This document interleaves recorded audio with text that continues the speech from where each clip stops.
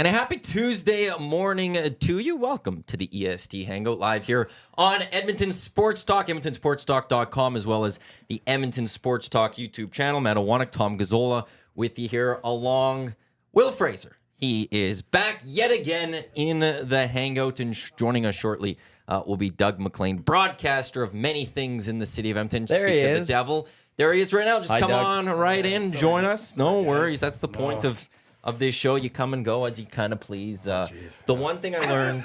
My fault. No, it's all good. The one thing we learned about these microphones, just I don't know if you were here for them. You have to speak into the side right here, really close. Yeah. We were speaking It's into... completely intuitive. I don't know why you didn't figure that out. Well, we were speaking into the microphone 99% of wrong. all microphones have you speaking into the top, and you got the one microphone that you go into the side. Of course you did. Didn't realize this. Excellent point. Considering we're audio broadcasters, that's kind of important. hitting it out of the park. So while we were trying to figure out why the audio wasn't exactly crisp over the first few weeks, we learned that we were speaking into the microphone wrong. Do you know what our response was? These mics suck. Yeah. No, we suck. Yeah. Always, We suck because we did. It took. always assume fault in this. Yeah. So yeah, again, we have to speak into the sides, and we're just very intelligent Well, I'm individuals. glad I'm here for Oh, this. well, Iwanyk looked it up finally, just as said one does. I just refuse. These couldn't mics have suck. been, they couldn't have been that bad, the mics. Like in all They're the great, reviews, actually. everywhere were like, these mics are really good. And I'm like, well, how are they good? They sound very echoey. They don't sound very, full. Yeah. And then, I had a... And actually, if you look, you could see them. Like, if you actually look through the grate here, you can actually see where the mic is. Matthew, I just get the mic, put it on, use it, and then hand it back, and I walk away. Yeah. That's all. That's wise. I'm the Jack Michaels, if you will. I don't know how to push the buttons. That's like me. No clue. He's got, on the radio side at least, Troy Bowler to help him. He's lucky. He's got all good of that people, stuff. yes. Remember Troy? Yeah, the machine. Troy's the best. He is. I had a great chat with him Okay. at the game last week. Although, he's a Patriots fan. So? These are tough days to be a Patriots As fan. am I. So Okay, he texted me ripping on the Ravens losing to the Steelers. When the Patriots got shut out, I'm like, dude, can you really be talking to me right now? He's like, oh, well, you got Lamar Jackson. I was like, well, you didn't score a point. Yeah.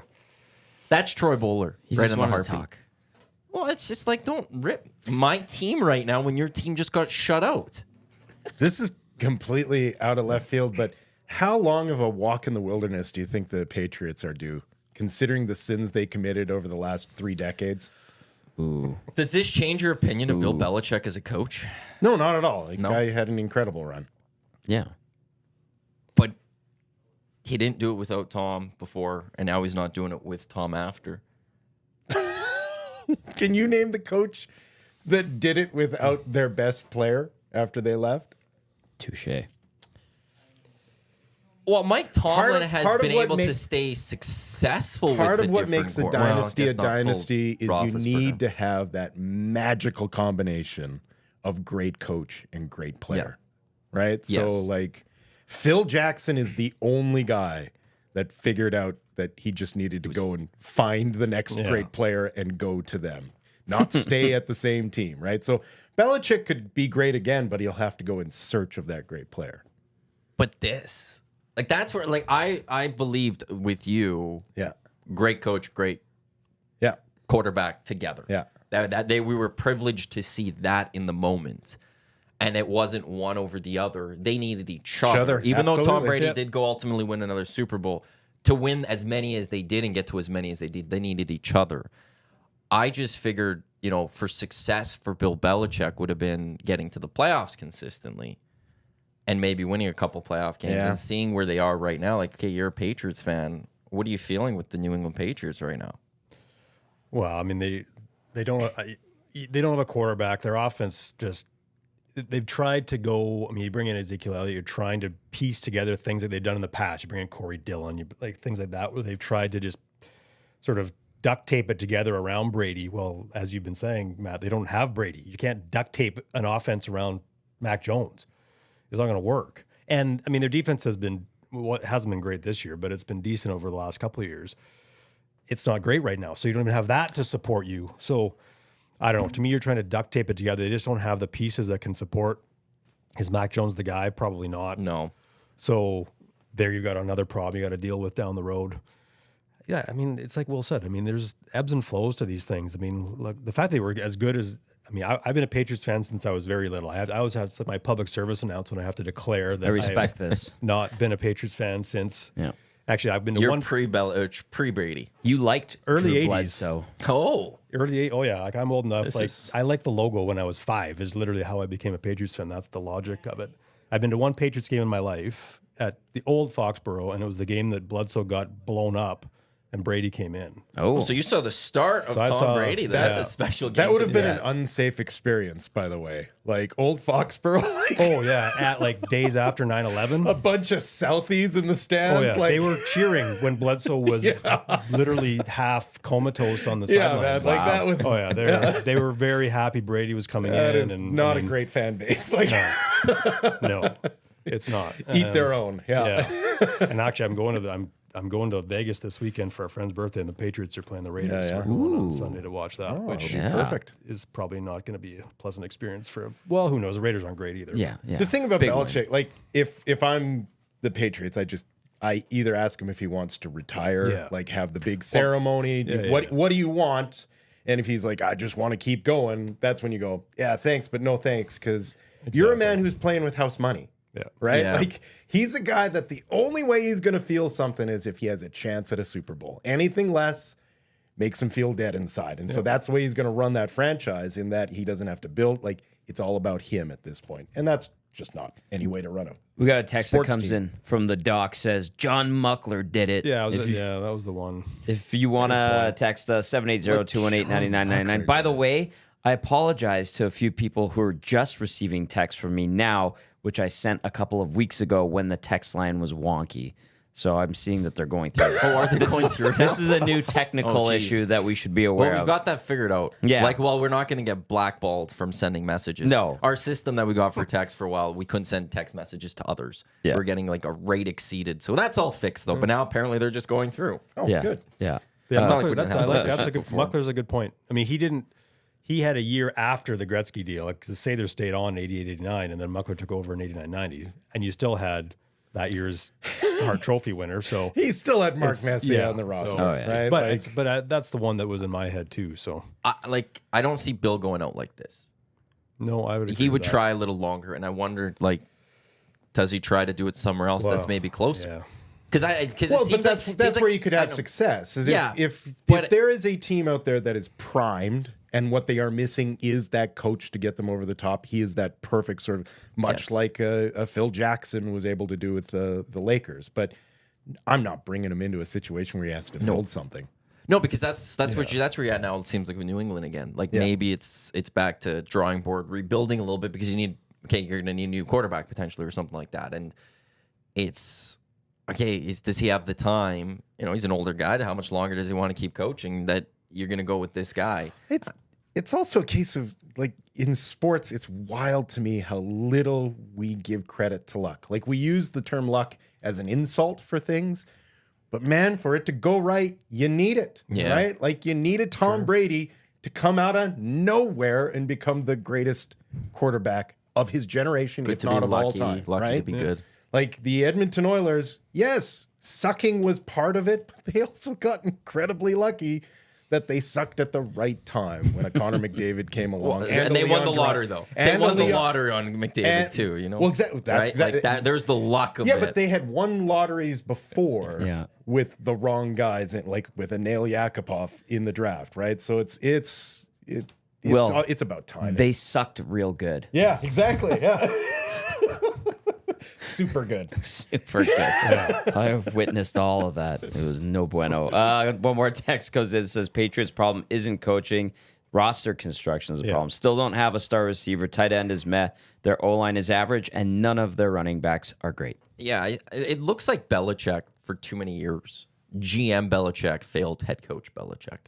That he never built the teams properly. And it almost like he felt like he could paper over it with how good of a coach he can be. Yeah, but once you've won 3 Super Bowls, at that point, it is all about the next Super Bowl and nothing else, right? Like you're not building 5-year plans at that point. It is season by season, right? Because there's nothing to build for, right? You need like, a plan now. Well, Yeah, And and that I would was think Mac Jones. it is Yeah. probably moving on from Belichick, taking your lumps, developing a program, and then getting lucky at the right time again. Well, and to Tom's point, it's about sucking really good. Yeah. And the Patriots they've been a mediocre team since Brady left. And because when you're mediocre, you're drafting middle of first round. You're not bringing in guys. You've described my life as a Bears fan, right? Like, Well, except when they beat the Patriots in 85 Super Bowl. I remember exactly. that Except for 85, which was 40 years ago, Yes. right? Like it's 38. When you're thanks, good math. When you're talking about organizations that don't understand that you need to really commit to like you're not going to get it right on the first try. You're going to need to recommit. Like, as a Bears fan, it is year after year of them going, well, maybe this year we'll be good enough to make the playoffs. And it's like, well, that's not a program, guys. That's not, you're not developing players. You're not developing, they keep trading away big time at like depth in assets to bring in one superstar name and then not surrounding any sort of supporting cast around it. So, I mean, football is exactly what it is in that you need the superstar and then you need to build around it. A little bit what you said is a little bit what Chris Jones, I think, has been trying to do here, too. Papering over things somewhat, trying to parse together a roster, signing a quarterback that we've all come to realize isn't good enough to be a starter, things like that. But based on, hey, I've always had really good defenses. I've been able to lead. We won a Grey Cup in 15. So I think that's been a bit of the problem in this town from a football perspective, too. Well, just go to last year with the Duron Carter experiment continuing on. Sure, yeah. That's right. I'm smarter than everyone else. I'll play Duron Carter, and through some games, you're like, why is this guy on the field? And he kept playing, and he kept playing. Like, this guy can't be around anymore. And Well, what was the last great era of Eskimos football or of Elks football? what do we consider an era? I would say the Ricky Ray era. Like, It's the last truly great era for Edmonton. That abruptly ended in 05 or 06. Yeah. Like after that second Grey Cup, it was over. Yeah, that was the Rookie Rays. If you go from at their peak, it was 02 to 05. Yeah. Those 4 seasons. Yeah. With 04, Ricky Ray wasn't here. They went 500 football, lost at home.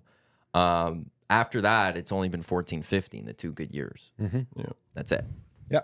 And that's one. Like when you talk about the Elks' problems, Yeah. you want to talk. They just haven't won. That's part of this. Well, is that they haven't been good. To your point, They were a program That's that 20 years. for 20 years was stable, right?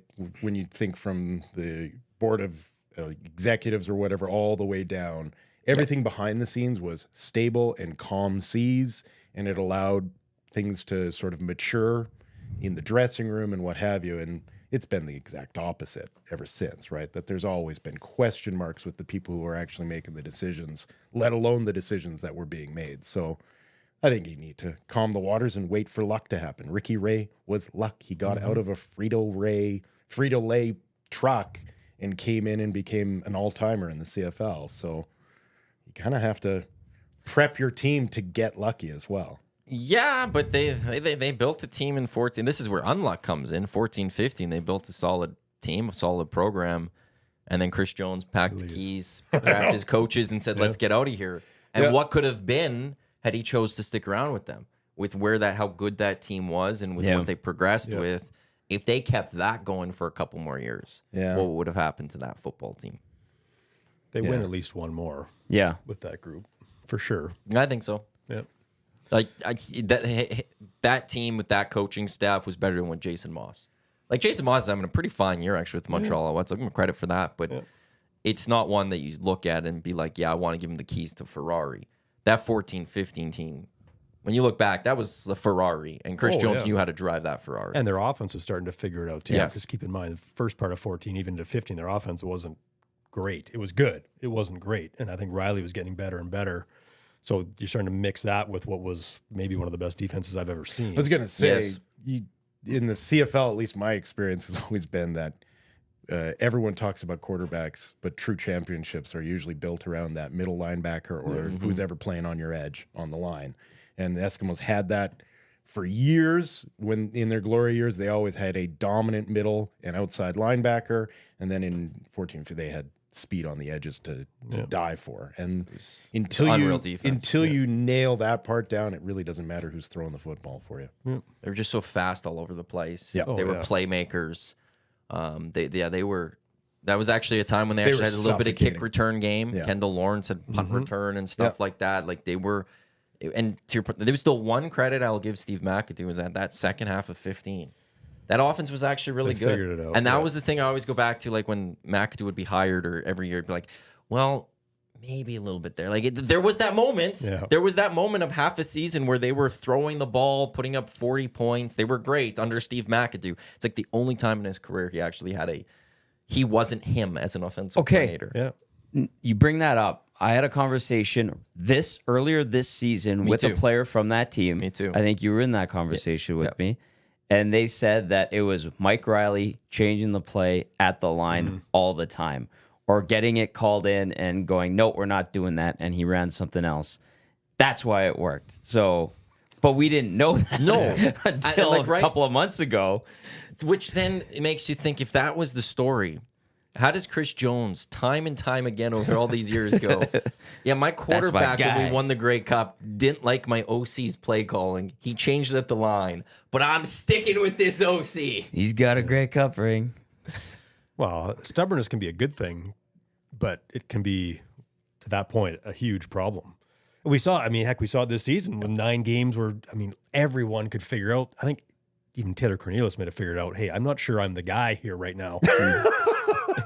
But nobody else leaves the huddle. Yeah. You know what? I'm not the man to run coach this play. Is Daggy or Ford ready? Because I'm about to throw this thing left-handed. In respect, again. Well, again. Yeah. In respect, I would have Taylor Cornelius as my backup all day. If I need to throw him in for a few series or a couple games all day long, I'd love to have him on my team. As a bridge gap? Sure. But as a starter, no. And so it just speaks to the stubbornness that, especially on the offensive side of the football, has, I think, plagued Chris Jones for basically his whole career as a head coach. And if it takes Mike Riley saying, look, guys, we're not doing that. We're doing this because we've got Darrell Walker and a Darius Bowman, and I got Kendall Lawrence behind me if I need to or what. Good. Then have guys that have the guts to stand up and make that happen. But yeah, Jones, there's a stubbornness that can be good, but it can be a huge problem too. Did you see the worst coaching call of the weekend this weekend? I think you're going to have to tell us what it was. University of Miami Hurricanes, my football team. Oh, here we go. Okay. Did you hear about this? No, I don't care. The Miami Hurricanes with about... Listen, I know you went there. You got your 4 years. You know something? I knew I was going to bring this up. I knew I was going to say Miami Hurricanes, and I knew you were going to go that way. I knew exactly that's what you were going to say. Well, his alumni fees are through the roof. Exactly. Listen, you're clearly donating a lot of money as a former alum. I get it. I want to make sure I get the timing of this right. He took Psych 101 for one semester online there. That's right, yeah. I would love to go to the school down there. With Warren Sapp as your 24 seconds left in the game. No timeouts for Georgia Tech. Yeah. Miami Hurricanes have the football. As a coach, what do you do? Well, you go deep.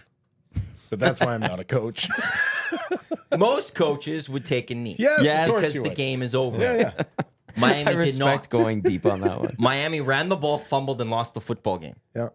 It was how do you not take a knee at the end of a football game? What are these kids playing this? Even the kids on the sidelines were going, what are we doing here? What are these? It was like what are these barely adult men playing this game? I don't know if I've seen a worse coaching call in football in years. This is worse than throwing that Pete Carroll did instead of running with Marshawn Lynch. Oh man. Because you just have to take the ball and put the knee down and you win. You stay undefeated. Yeah. But they fumble, and in 23 seconds, in 2 plays, Georgia Tech takes the game-winning score. It's over. Dumbest coaching decision of all time. And Tech isn't exactly a powerhouse. Wow. So. No, Miami was like a huge favorite for this one. There, I can't believe you guys didn't hear about this one. No. This was a big deal. I can't believe I'm hearing about it right now. Did you not see what happened in the NCAA this weekend? Discussed all over the weekend because it was one of the dumbest coaching decisions ever. Yeah. Actually, that was a lie. I can't believe I'm hearing about this right now. Yeah, because you knew I'm here. Yeah. If it was anyone else in this hangout, yeah, exactly. If it was anyone else, I'd be like, wow, this is really surprising. 74 yards in 24 seconds. With just all they have to do is take a knee. Take a damn knee. 74 yards in 24 seconds. Yeah, 2 plays. Oh, you should see Okay, the so- okay, defense I on the gotta go back touchdown and look play. at this You too, should 'cause see the that's- defense in it. It was atrocious. Playing prevent and it didn't prevent anything. Oh, they let the Thanksgiving, defender, I the tech think player, get not. behind them. It was just unbelievable. I was out of town. It was a so I rough didn't- weekend. Yeah, I was out of town, so Obviously. I'm behind on everything. But Washington State lost. My Cougs. Oh, your no. Cougars. Oh, boy. That's where you got your masters from. My Ravens lost because goodness. stupid coaching again in there. Why would you kick the field goal at the end of half? It was not a good football weekend for me. But Manchester United had a nice comeback. Would you like to hear about it? No. Okay. That one I'm good with. That one we'll move on from. Radley texts in, says, when Vegas betting needed a few more yards to hit. Okay. There you go. I don't completely disagree with that call. And then another text comes in when it loads here. It's in regard to Cornelius. I'll get to it. I actually think Cornelius would be pretty good with Jarius Jackson as the OC. You've seen how much better the O-line has become since McAdoo is gone. Doug, what do you say? that's fair. I Well, think did that's a fair Dusty point. text that in first? No, it was not Dusty. I still think Ford has also helped that offensive line look better because of the way he can Yes. move. Yeah. But no, that's a fair comment. Cornelius has all the tools. I think we all know that. That's he just the has not frustrating been part. able to consistently put it together. And, Right. I mean, last camp, he's the fourth guy in the depth chart. Next thing you know, he's getting a 2-year contract with guaranteed money. I'm not sure what he did last year to earn that, but no, I think that's a fair point. See what he's like behind Jackson. I don't think he's going to get the chance unless Ford gets hurt. But Yeah. Has anyone checked his eyesight? I did live through the Neil on Yes. Green era, so this Oh. is a valid question to be asking. Let's put it this way, the touchdown that Ford threw to Cobb, Neil on Green never happened. Yeah. Because he's taken off 8 seconds before. Exactly. That's not even, and doesn't see what's happening Yeah, 50 yards exactly. down the field. That story that JMO tells about Nealon Green in Toronto, the one game Yeah. where all he did was run because he forgot his contact lenses. lenses. And the trainer's like, why didn't you tell me? I have extra contact lenses Yeah. for all of you that have contact lenses. Unbelievable. The EST, good luck, though, by the way. Trey Ford, Gavin Cobb, they were here in the hangout. Touche. What? Player of the game. You sat in the Offensive- same chair as Trey Ford, and you're sitting, Doug, in the same chair as I'll Gavin be ready, Cobb. Will, whenever So I'm, you're ready to I'm go. open. Yeah. Here's the thing about Taylor Cornelius, though. Like, why I still don't think he'd be great under Jarius Jackson is, one, he just doesn't have that it factor, if you will, like that confidence that when he comes on the field. Swagger? Like Is you that look, what you're looking for? You look at him and you're not thinking, oh, here's a guy that's going to lead this team Yeah. down the field for a drive. But has anyone had that since Mike Riley? I'm getting that from Trey Ford. Yeah. I'm getting that a He's little got bit some from swagger. there. A little more. Okay. But then the other thing with Cornelius is his passes were bad this year. Like, he has an arm, but he has no accuracy. And I don't think how Jarius Jackson OC and O-line playing better is going to fix his poor accuracy that he's putting the ball into players' feet. Well, I come back to, and I may have mentioned this last time I was in here, the Hamilton game here at home, they come out at halftime. He throws 2 passes into windows that were not bigger than this. Leads him to a touchdown on the opening drive of the second half. Hamilton comes back and scores. And the next drive is the one that you're alluding to, where he gets tackled and decides halfway to the ground that he's going to hurl it out with his Right. left hand. So I don't know how you go from the guy who threw 2 dimes on the previous possession to the guy who thinks he now has to throw with his opposite hand as he's getting sacked. There's a gap there that, you know, whether it's confidence, a feeling that he has to do more than he needs to do. That's been, I think, what's been impressive about Ford is that he's been, I mean, yes, he can move and he's quick, but he's been, I don't know what the word is, not constrained, but I think he's been intelligent about how he's managed most possessions. Yeah. He hasn't tried to make more out of, I mean, we've seen some picks, yes, but he hasn't tried to make more out of what's there in front of him. And I think at times that's where Cornelius struggled. So, yeah, I don't know. Who knows? We may see him again if Ford gets hurt. Well, Ford learned some really harsh lessons, so that's probably a testament to his ability to adapt and remember. Because last year when he went into that game against Toronto, it was like his first throw. It was a pick, and it was the other way, and Toronto ends up coming from behind to win that game. The Elks were actually looking really good in that late season game. And then, I mean, that was shortly after he came back from his injury, so he gets rocked trying to make a play against Calgary after getting that win in Hamilton, where he admitted he wasn't even particularly great, but they pulled off the victory. So I think like maybe he has this ability to pick up on things really quickly, and that's to his advantage, obviously. And whereas the other guy, clearly not so much. I don't know what else to make, like, what else there is to learn from this team the rest of this year. It's kind of just, let's just finish this season. Get another win. You know, because, like, yeah, one Get more would another be win. nice. Montreal, this should be Win a it good this game weekend. coming up on Saturday. Yeah. The week after against Winnipeg, I'm expecting we're going to probably start seeing maybe the Bombers potentially be resting some people. So it's not even like you could get the, hey, you're going to test yourself against, you know, the top team in the West going, you know, Yeah, to try to get the no. litmus test for next year. So it's kind of run out the clock here for this season, at least for me. But, Yeah. you know, Well, there's some truisms in the CFL, right? And it's always been you have until Labor Day to define what you are, and then after that, the die is cast, and you're either trying to stay healthy or get healthy, but you're not changing your identity. You're not, like you said, learning anything new Yeah. about who you are as an organization, as what you've built for that season. I tweeted about this over the weekends, and we talked about it a little bit. Me, John Sexsmith, Murray McCourt, and I think Eric was in on Friday. I think the number one priority for the Elks this offseason, if you can get it done, because it's 1 year left on Trey Ford's contract, you get the extension done. You sign that, you have the press conference, you make a big deal about this is the face of this franchise. 3 years? I'd do 3. 3-year extension? I could understand maybe being 2, because he's got 1 more year left on his deal, Where are and you then you afraid go he's 2 going more. to go? Hamilton? Ontario for 1, Yeah. so it'll be Hamilton or Ottawa Yeah. from the area. It is the Canadian Football League, so who knows? It could be Saskatchewan, it could be Calgary. You know, that type of talent. Like, initially, I wouldn't be afraid of him necessarily going anywhere in the West over Edmonton. Right. But I'd be scared of Ontario because he's from there, and we see how many times do Canadians, when their contract's up with the team that drafted them, They just go home. pick up and go home. Well, especially in Hamilton, because their quarterback situation isn't exactly set either. Hey, Bo's, he's not going to be playing there in 2-3 years from now. You know, I don't think we've seen enough from Taylor Powell, or we definitely know with Matt Schultz, they're not the long-term answer necessarily. So if there's a team that's willing to spend some money and bring in Trey Ford, but also I don't even think it's necessarily just fully locking him up. It's all just scared that he's going to go somewhere. I think just the media buzz that you can create and the marketing buzz where you're saying this is the face of the franchise. You plaster him everywhere for season tickets. You try to get people to buy Trey Ford jerseys from a business side of things to say, here's our guy, since Mike Riley. All right. I mean, usually an organization needs to be a lot closer to being something than what the Elks are right now before you start investing a lot of money into the name of a player, because this is still an organization that could start camp next year and have some unknown walk onto the field and claim that starting role.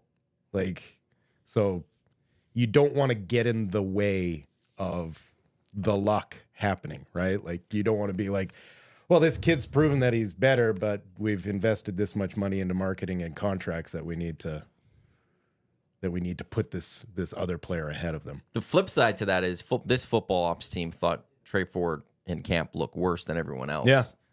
And he ultimately has been the best quarterback for Yeah. this team this season. Yeah. So, I don't know. I like, it's also what's happened to this Chris Jones keep his job. I don't know. It's a great question. A lot of discussions will be had. Yeah, There's a lot going on there.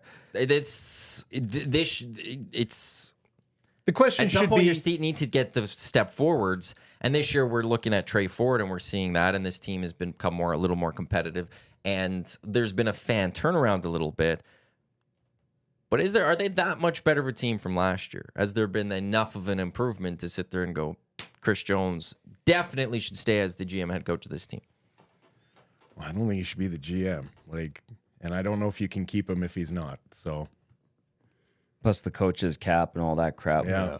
But that's going, I think things open up a little Next bit year? on that cap. I think so. I think Chris Jones will be able to add maybe to his staff even if he remains.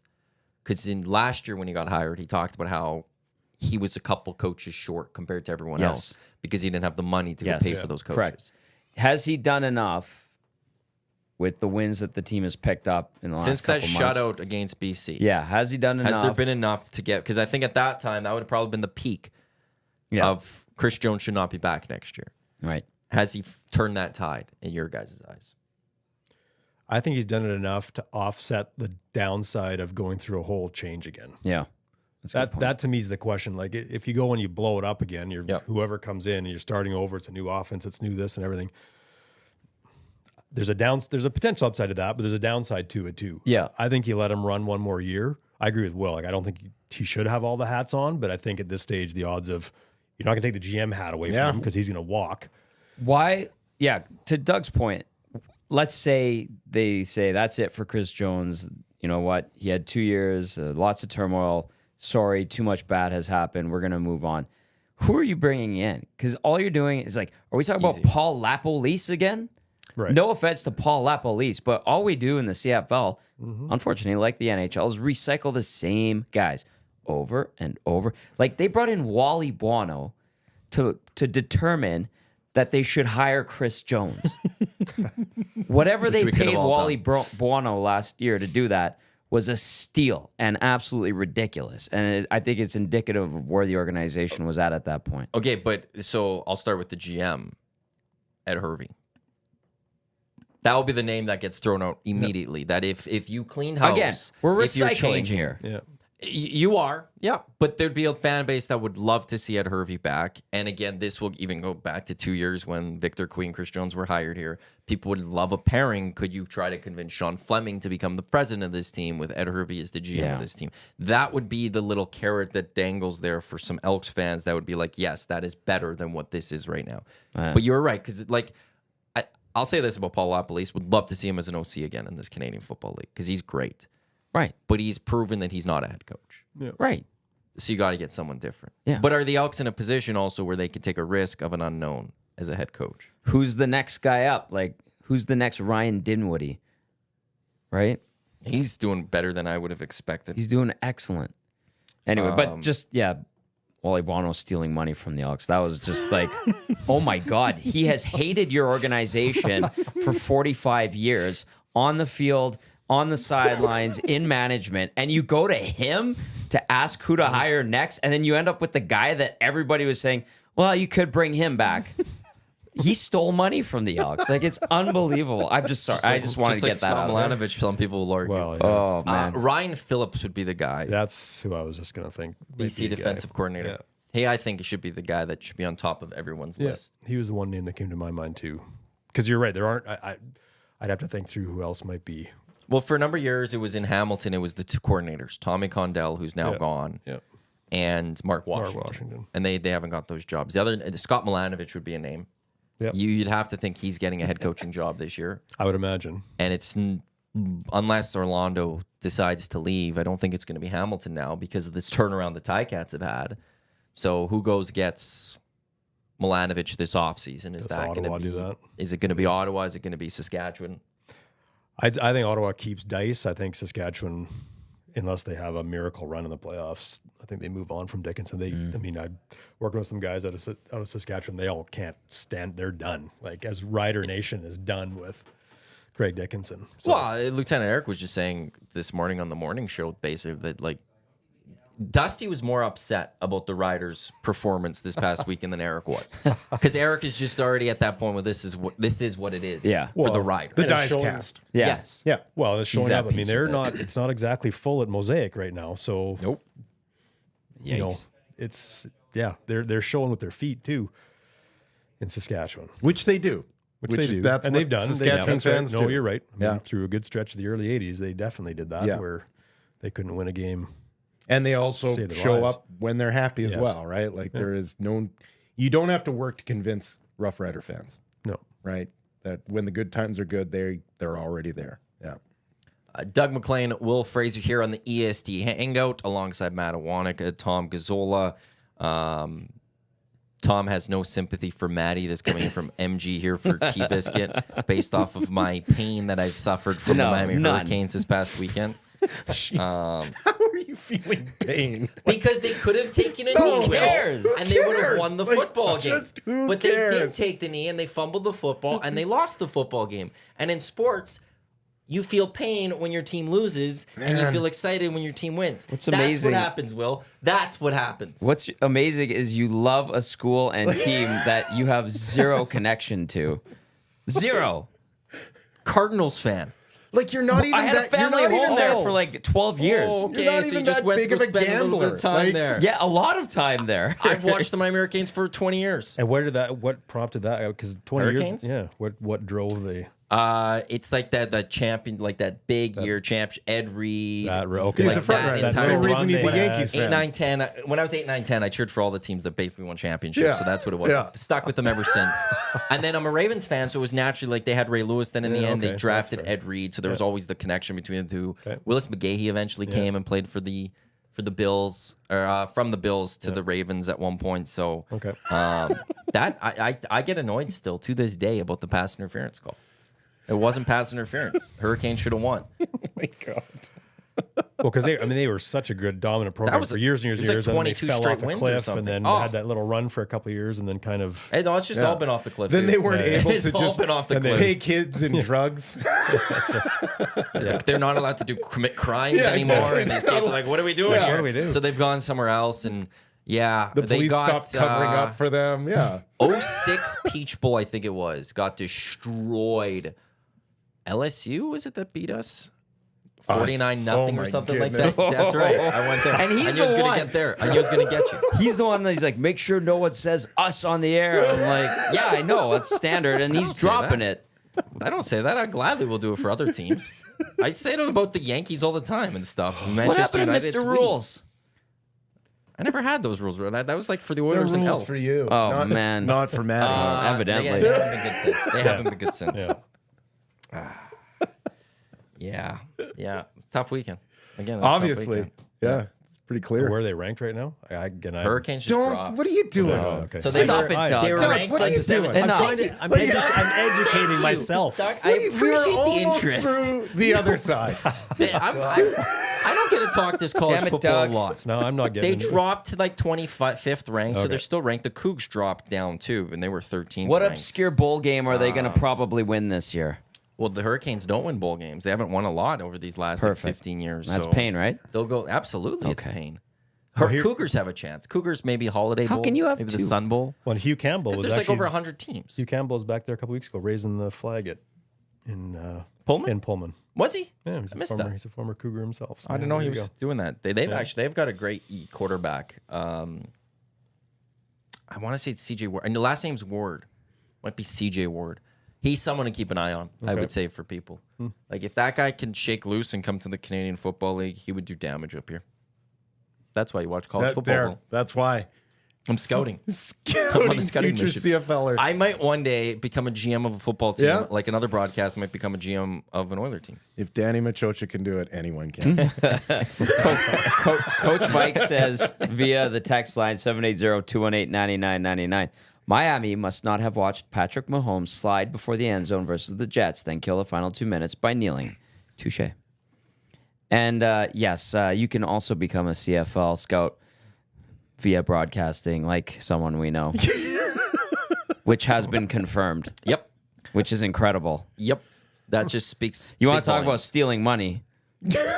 Let's get back to I'm Wally pretty sure Buono. you were the one that was talking about stealing money. Yeah, but at least Wally Buono, broadcaster, local broadcaster, 100,000 plus. Before we Few continue grand. on, Filthy does say in the nasty chat, Matt's a bandwagon jumper. Wow, never would have thought that. No, okay. No, he's not a bandwagon jumper. I've been on my teams for over 2 decades. When I was 8, 9, 10, I cheered for teams. Yeah. They all happened to win at that time. When Matthew- Young me was yeah. a bandwagon fan, sure. But I've stuck with every single one of those teams since. Yeah. So it's not a bandwagon fan anymore. I've stayed with those teams. Yeah, at 9, Matthew Iwanyk answered all of life's questions, and since then has basically stayed the course. Yeah. You are a hot little tamale today. That's what it is. That's what it is. We got a big college football game this weekend. Who's we? Yeah, okay. The city. Oh, okay. I didn't, Like- I didn't know if you were talking an about actual the U one that we or have like, a connection to that's relevant here. Yes. Oh, fantastic! great. Let's Yes. talk about let's that. talk That's about what that. I'm going to. Oh, if you guys okay. would let me get there. You're thinking I'm nasty today. What are you two doing over there? I'm actually enjoying like teaming up with Will to mock. It's fun. Golden Bears, Huskies, the rematch down at Foot Field. The Bears went to Saskatoon a couple weeks ago, got the win. Both one-loss teams. It's funny how it happened. Bears beat the Huskies. Huskies beat UBC. UBC beat Alberta. Alberta's going to host UBC. That's Canada West for you. I know. Hey? And the two teams will see each other. The Bears get the Huskies this week, and then in 2 weeks or so, they get UBC at home too. Yep. We're in for a good one, I think, on Saturday afternoon, Doug. Yeah, this is, for the Golden Bears, this might be their biggest home game in 18 years. Well, we were just talking about sort of programs building to something like this is a decade in making at this least, moment. At least. They haven't hosted a playoff game since 2005. So Wow. Jay Milne was on that team, wasn't he? He'll tell you he was. Yeah. He was. Or maybe it was, yeah. But they've got a tough schedule because they do get Saskatchewan this week and they go on the road to Winnipeg and then they get UBC, whereas the Huskies get Calgary and then Regina.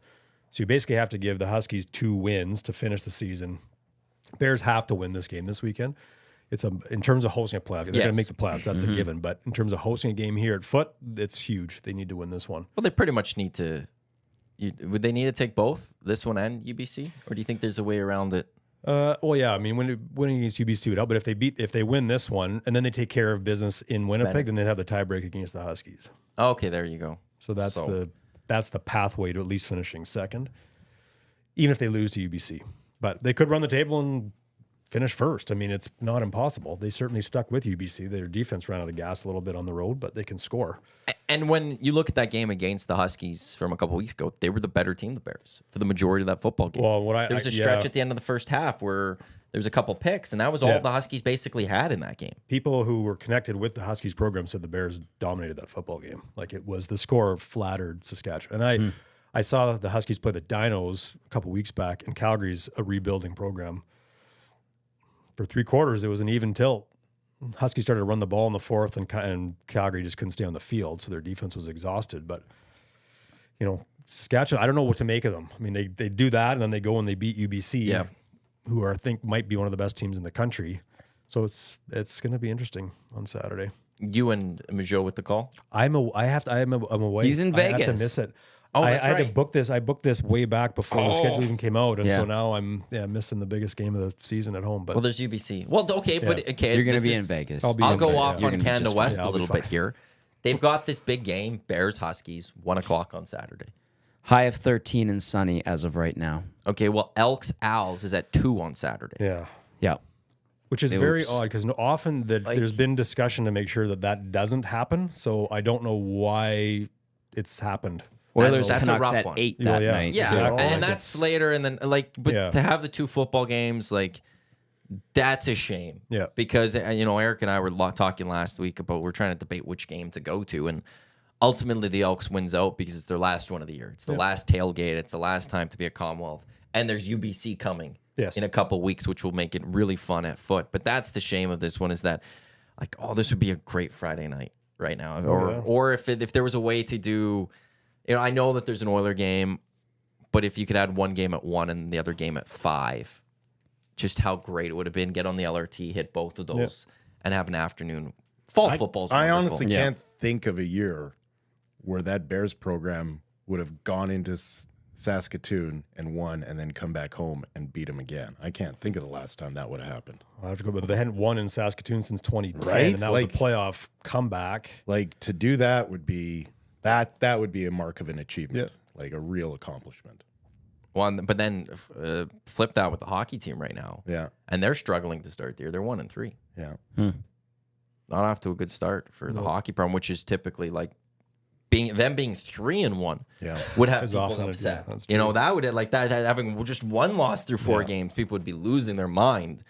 This year, right now, they've got 3 losses to start this season. So we'll see if they could turn things I down. wonder at if that's Frederick. the beginning of we kind of predicted this during COVID that it was going to have a real sort of glitch on the idea of scouting and projecting young athletes to where they're going to. I wonder if we're starting to see sort of bubbles of that popping up with a program like the U of A, which, they would have had the roster that they wanted in pencil 3 years before they have it, right? They've already know the kids in the dub that they want to be offering shots to, and with COVID, all of a sudden it just scrambles your idea of who these kids are and what their abilities are. And their growth gets stunted too because they're not playing. Yeah. They miss a full season. They don't get the coaching. So guys that should have been better don't pan out. Well, or more importantly, the guys that should have had a chance to have those big jumps. Yeah. And you would have seen it in their stats line. Yes. You didn't see it in their stats line, even though physically they made those Correct. sort of big jumps. So you have other programs that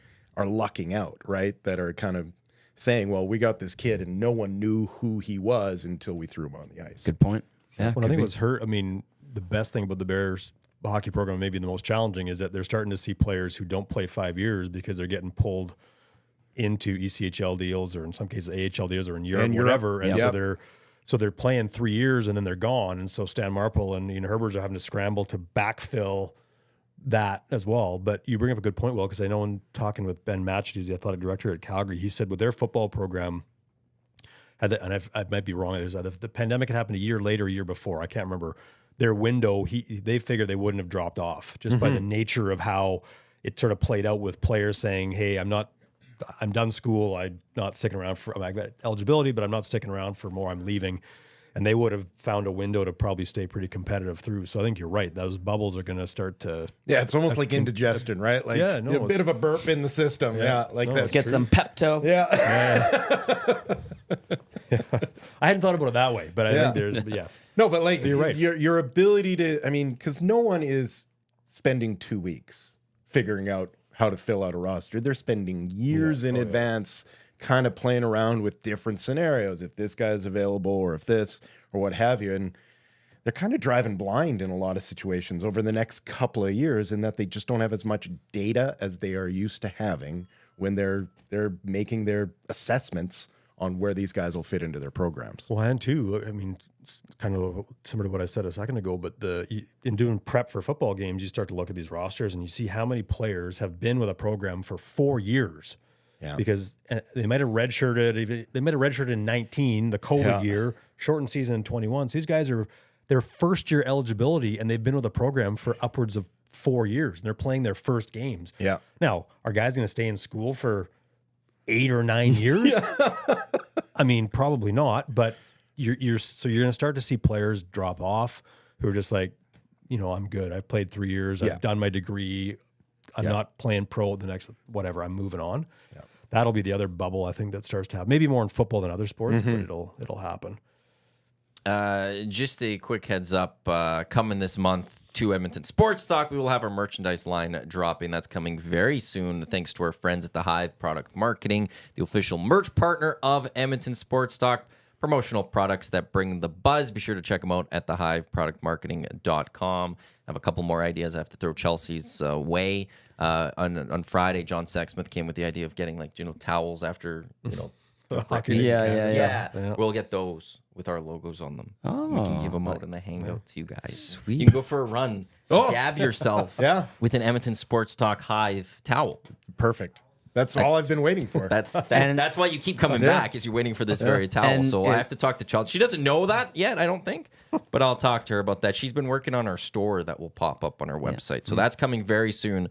thehiveproductmarketing.com. Check them out if you're in need of anything promotional. There's also this other sport that's generally played in the summer where you need a towel to maintain your equipment.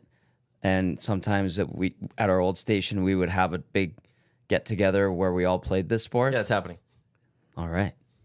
That's going to happen. Like straight up. We're doing a golf tournament next year. Yeah, that's what I was getting at. Golf Well, towels. I know that's where you're getting Golf at. That's why I towels. answered it. Sorry, I was just skirting around the bush. Once straight up the calendar flips, I'm working on a golf tournament next year. That's happening. We'll bring it If back. there's no golf tournament next year, to all Edmonton Sports Talk listeners and viewers, if there isn't one next year, you have one person to blame, and it's me. Oh. Like, outright, you get to come out and blame me. I don't think get you needed to give anyone permission, buddy. Yeah. That's for other things. That's for other things, Will. For this one specifically, if there's no golf tournament, you could outright blame me. It's my fault. I failed miserably. We should have had a golf tournament the last couple of years. Yes, we should have. Yes, we should have. That was a huge miss. And it wasn't on you or Dusty. Yeah, that one wasn't me. Don't put that one on was me. on others. Will's going to put that one on me. No, for some Didn't reason. even have one last year? No, because people didn't want to do the work. Oh. Legitimately. Okay. We didn't want to put on any of the work for it. So Why It's would you very want to sad. have fun? You know, why would you want Very to do sad. something with fun? Disappointing. You remember those golf tournaments? I do. Yeah. Did you have fun at them? Sometimes, yeah. Yeah. You found a way to have a good time. Yeah. Raphael Lavoie. Wasn't from my golfing. It never is. Raphael Lavoie, he cleared. Yeah. How excited are you guys? How panicked were you guys? I love this time every year when the waiver wire panic sets in. Oh, or they're gonna lose this guy, and then they pass through, and it's like, oh right, there was 30 other teams waving their guys through, and they don't have roster spots open either because they've just gone through a training camp. So You guys didn't panic through Thanksgiving dinner? I'm happy he's still an Edmonton Oiler product, but I'm not surprised. I'm not, to Will's point, I'm not surprised either. And I'm assuming that's why they did it now rather than keep him up and then be forced to waive him a month in when he's playing 6 minutes a night and they want him to get some playing time. Yeah. Whereas the waiver wire would not be as busy. Maybe someone at that point does pick him up. So probably smarter to do it now. I wasn't losing a whole lot of sleep over the fact that he might be here or not here. I mean, Do you guys care at all? About the Raphael 12th Lavoie. forward for the Oilers? No, I don't. Did you guys see what Holland said about Raphael Lavoie to Daniel Nugent-Bowman at The Athletic? No. Let's hear He it. said that Lavoie would have only made the Oilers if they were able to have 13 or 14 forwards on the roster. Yeah. They're carrying 11. So based off of that, that would tell you there's at least one more player who's better than him. It doesn't surprise me that there was all that panic. I just love the panic before seeing what happens. Like, I would if Lavoie gets claimed on waivers yesterday, then I understand an anger that could come out from people if you lost a prospect, you mismanaged this situation. But why not wait till waivers finalizes?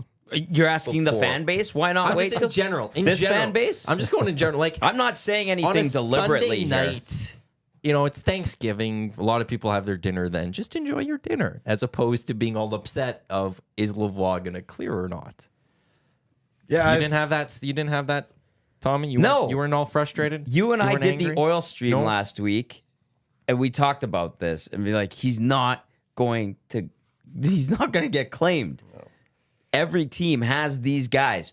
Well, he's 6'4", and he scored 20 goals last year and had a great second half in the AHL. Yeah, you know what? There was like 30 other guys that did the same thing, and maybe they're 6'3" instead of 6'4". Like the unnecessary panic that is created, it's fun to jest about it, but it's like so unnecessary. He had a nice camp. He didn't win the spot. He wasn't visible in that game against Seattle to close out the preseason. There were a lot of penalties in that game that, ate into it, what would have been his ice time. He didn't outright take a spot when they don't have a full roster because they backed themselves into this cap crunch. He goes down to Bakersfield. Maybe he's going to play his first NHL game this year at some point because they're going to need guys. Guys are going to get hurt, and they're going to have to call him up at some point. He had a good showing. But to freak out over Raphael Lavoie is so unnecessary. I think people in this town, because of how long the intervening years have been, we got addicted to the idea of what if. Okay, fair point. Instead of living in the world of what is. Be in the right? now. Yeah. And so we're addicted to the young guy who might be something instead of looking at a roster that is just chock full of veteran players that have got it done, that know how to get it done. So we don't know how to relax into the certainty that is this Oilers roster right now. And that's a certain roster. Correct. Right? Like I think everyone is sitting here going, yeah, but they didn't win a Stanley Cup last year. And have they made enough changes? And the answer to that question will come in the spring. Yes. Right? And it will only come in the spring, and that'll depend on health. That'll depend on a deadline deal or two. It is not going to depend upon waiver wires at breaking of camp, right? There are so many variables yet to be explored that worrying about a Raphael Lavoie at 23 years of age is silly, but that's what we do well here. Well said. Yeah. Very well said. I'll just add this. Adam Ernie. Aaron? Aaron Ernie. Adam Ernie. He's messing around. I'm messing Stop around. it. Yeah. Adam Ernie got better as camp went on because he's been in the NHL for the last 5-6 years. He played like a complete asshole on the ice, which is something the Oilers needed. I think that was a tell. As one younger guy who started out having a pretty good camp, still finished with a good camp in Lavoie, started to fade. Ernie showed himself, and listen, he's not a sexy player by any means. He's not going to wow you with his offensive ability, but he was a dick on the ice, and he made sure that you saw and noticed him, whether he was jumping a guy unnecessarily, taking a stupid... I don't think he really took a stupid penalty, but he was an a-hole out there and got noticed that way to prove he's an NHLer. And I think that's just a small indicator as to why he's still kicking around. A sign of having NHL guys on your NHL roster as opposed to being enamored with the possibility of a guy who's still unproven. I'm just always a fan when it comes to hockey of having assholes on your roster. Yes. Right? Like, and not just assholes to play against, but assholes who keep your locker room a little bit on edge, right? Like that you can find some unity in having that one guy that everybody hates, as long as the guys that you play against hate him even more. Well, if you're on a PTO, you better be getting Gatorade for everybody. I remember Doug Waite talked about Brian Marchment and that he loved playing with Brian Marchment because anytime he was on the ice, no one looked at Doug Waite. Yeah. Right? Like that that when you have guys who are assholes, it draws the eyes and it allows your talent to have a shift off every now and then where they're not getting sticked or hit or whatever, right? Where let them go and chase that white rabbit that's out there and let's take a bit of a holiday here for the next 5 minutes. Yes. Yeah, I mean, again, I'm always the old guy going back in time, but this franchise when they were good in the 80s, and I'm not comparing this era and that era, but it's littered with guys who are exactly like Raphael Lavoie. It's Mark Habscheid. It's Ray Cote. It's Ken Barry. It's tons of guys who are on the edge but just couldn't quite crack. And I'm not saying that's going to be Raphael Lavoie. He might crack the lineup, but it's okay that a young guy goes down, and it's again much more likely he's going to clear waivers now than than anything else. So I'm really glad you didn't say Kenny Linsman, because usually when this conversation comes up, they're like, we need like a Kenny the Rat Linsman. I'm like, he was a unicorn. Like, not only was he the biggest asshole out there, but the guy could score and play make. Like, the Oilers don't need a Kenny Linsman. You're right. They just need guys that people hate. And can play. So anyway, who's their Keith Acton? I'm sorry, I want to throw out an obscure 80s reference. I'm already good at that. Yeah, that's a good one. I like that one. Kevin in the nasty chat, Oilers fans are used to young guys always making the team. We have so much depth that we don't need to rush players anymore. Yeah. Megabird Ernie almost feels like a bit of an upgraded Cassian in the sense he maybe has a bit more of a scoring touch. Hey, man, Cassian's available. He just got released from his Did he? PTO. Yeah. Although if you can't make the Ducks, like once he signed that contract in Edmonton, it just all came apart for him. It did. Because it really did. That Cassian right before that contract signing, all teams would want that Cassian. He was a freight train, man. He could put up some offensive production. He had that physical element. He brought a lot to the team. And then he signed that contract.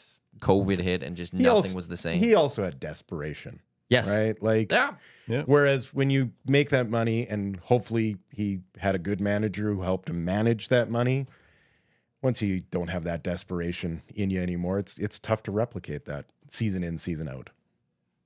But Ernie certainly potentially fills the role that Costin would have filled. I mean, we'll see what the Costin experiment in Detroit's like. I mean, that's a big ticket for a guy who's had one pretty decent season. Could be really successful though, too, right? It could work really well. We could all be sitting here going, making a deal for Clean Costin at the deadline. You're absolutely for a right. fifth rounder, and Detroit eating. Well, I guarantee that was contract. Nick Bukestad. It's part of his calculation. Oh, he's coming back. Yeah, exactly. You know what I mean? no, Like, I he's guarantee coming back. that was part of his calculation. That like, well, I'll sign here, make twice as much as I'd make with the Oilers, and I'll still probably end up playing for the Oilers come spring. And you just missed the Edmonton Winners. Yeah, exactly. You had the best of everything. That's brilliant. You just get to hang out in Arizona for a couple of months, and then Well, because honestly, if you're the Edmonton Oilers at the deadline and you have a scant amount of things to trade for, and Nick Bukestad sitting out there, you're not telling me you're going out. He knows your dressing room. He knows the guys. He knows the culture. He'd be an absolute plug and play player if he's healthy. until the NHL comes at them for tampering.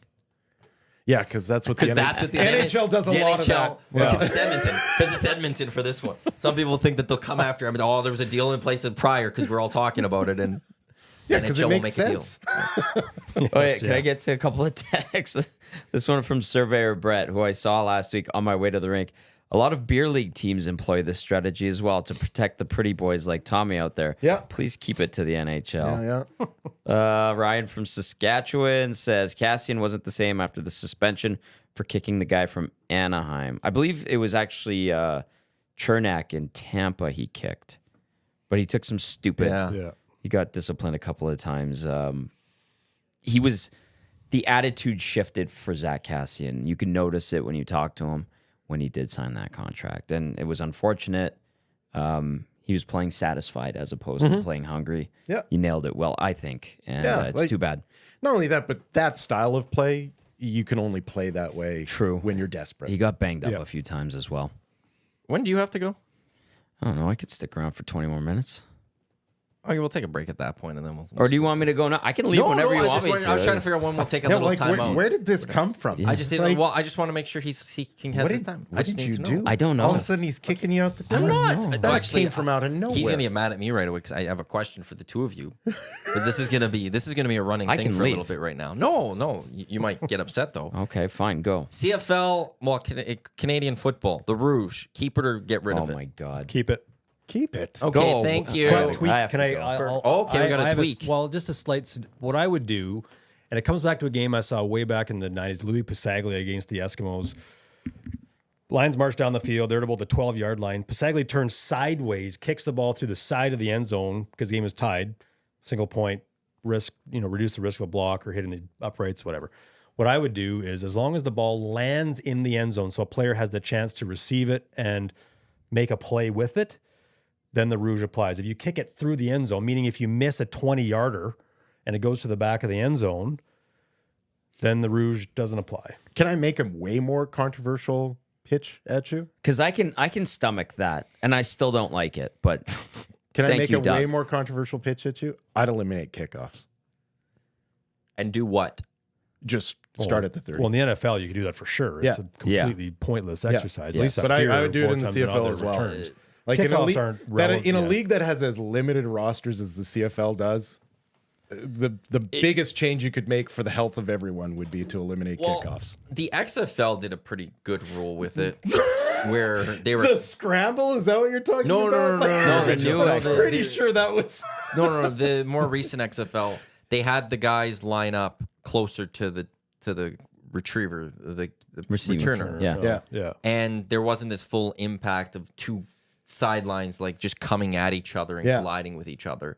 And that brought back kickoffs in the XFL. I would like to see something like that. The other thing is, what were you doing for onside kick?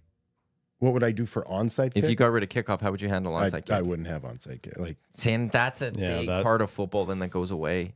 I'm fine with that. I'm fine with that. know. The amount of like careers that are ended on kickoffs is astronomical. The Rouge doesn't apply a lot on kickoffs. No, it does. No, I'm not saying that No, you're but like saying it is. when, but I when mean, we're that's- talking about If he's rule changes that would be controversial and would change the complexion of the game. See, I don't mind That trying would to be the find one. something different with kickoff. I wouldn't want to losing onside kick. I'd be a definite that'd be- no. To me, that'd be you can't do that because that is such a. I know the conversion rate's not like it's not like 80% or something like that, but just that option there where you can get the ball back to try to win this game or tie this game or whatever it might be. To lose that, Yeah. I think it's a big loss. That you're really impacting football. I think at that point. Yeah, that's the point. That's fair. But at least you guys are supportive of the Rouge. Yeah, though. keep it. Just tweak it a little bit. I've said it so many times. It just rewards failure. No, but here's and the- I hate the rugby thing. And go ahead, Doug. No, You just sorry, hate I apologize. I didn't mean to Oh my! interrupt I there. do not hate my country. Sorry, No, Doug. no, I cut you off. I apologize. I blame Matthew.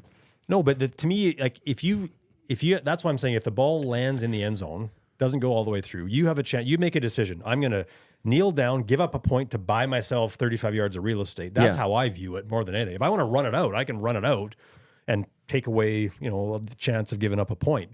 But if it goes through, if I miss a 20-yarder and it blasts through the back of the end zone, I agree. You should not be rewarded for that. I completely agree with that. Same with punts. To get rid of it in punts too. Like I would. No, if you have a I can chance, if you have a stomach chance that. as a returner to make a Yeah. play on it in the end zone, then that's different. If it sails out of bounds and there's nothing you can do about it, then there should be no point awarded. That's the change. This is a nice compromise. I'm okay with this. I've cooler heads have prevailed here. Whether or not Belsey agrees, different story. I don't but care about him. But I would not get rid of it. Definitely not Don't get rid of it. care about him? He's in tomorrow. We'll have beef again. Cold-hearted. Yeah. There's a bit of a rivalry being I started. don't Bat. care No. about him. There's a little There's bit a of a spat. rivalry being created Maddie's between doing Belsey and this. I. December Straight up. 31st is a very big day. His Miami Dolphins take on my Baltimore Ravens.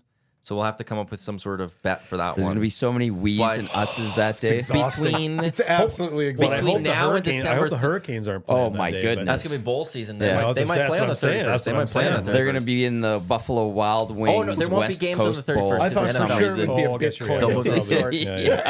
It'll be the day before. Dogecoin classic. Yeah.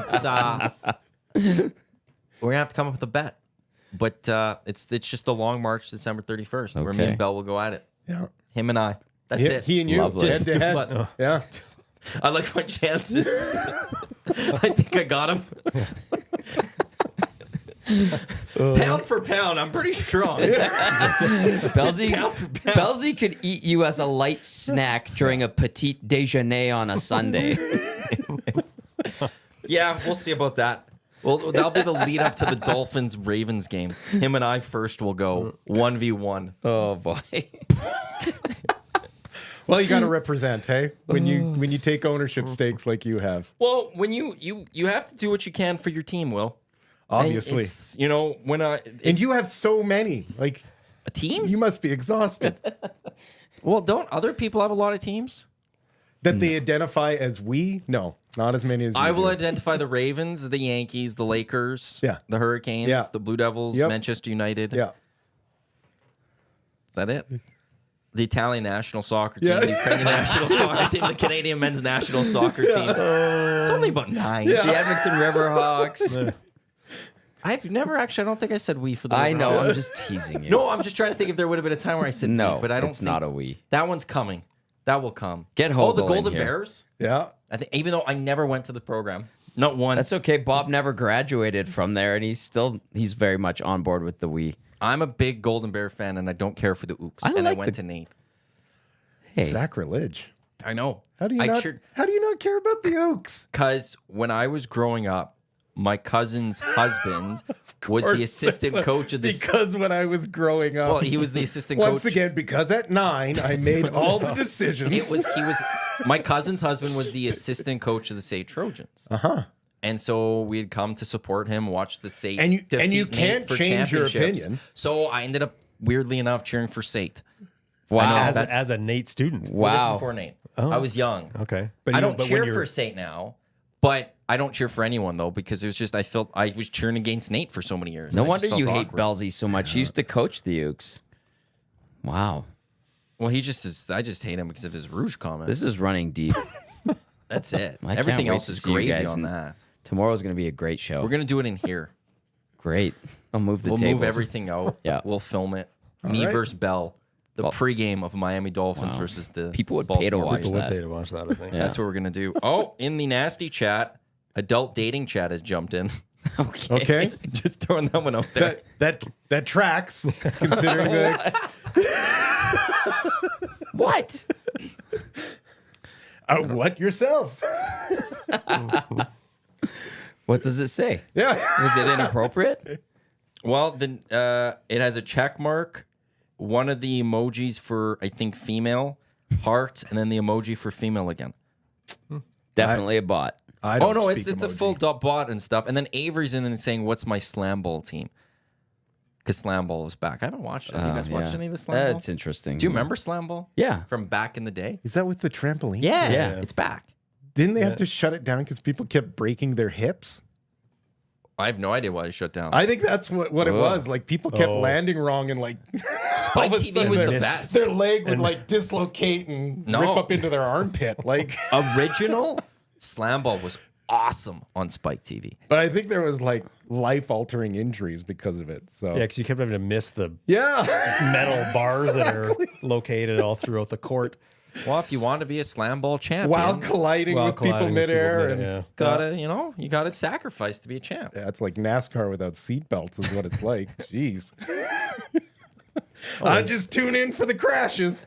Yeah, that's slam ball. That South Park episode where Cartman becomes a driver in NASCAR is just great. And then just him having, you know what you do? You turn right or left or whatever, and then you just keep going left, and then you do another left, and you take another left.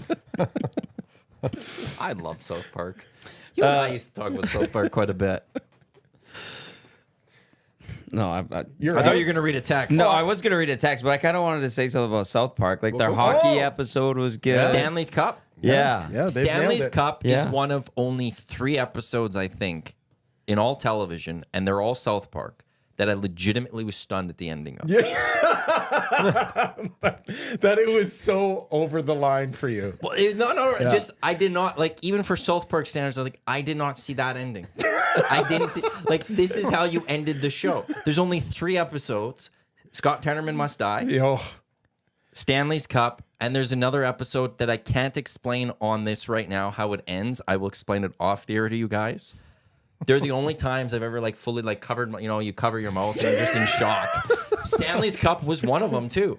And in the end, I should have saw what was coming, but I still can't believe they did what they did. Do I dare ask? I am not a South Park guy, so do I dare ask Again, what for that happened? one, I think maybe shut I this assume off that's and probably then where we'll go we're there. going. well, this is the internet. People, But can there just might be go and- some school listens to us. Do you remember we got that message? Yes. That one classroom. And a dental office. They shouldn't do that. I know that's not good for business, but no, they should not do that. We had one class that they were tuned in. So thank Aren't you. there filters on these schools? Like, That's the point of the hangout. We get through, I guess and so. then we. Yeah. On a much lighter note, Jasmine chimes in via the text line 780-218-9999. Nothing to do with Stanley's Cup. Guys, could you recommend a place to get the letter A stitched to the front of my fresh, dry jersey, please? Pro Hockey Life, Yeah. United. You need an A on the jersey? Yeah. Oh, I don't know. I guess. Elite, but maybe. Elite's always pretty busy. Might take a while. I can check with my mom. She's pretty good. But She could sew it. I think Pro Hockey Life could do it for a relatively good price.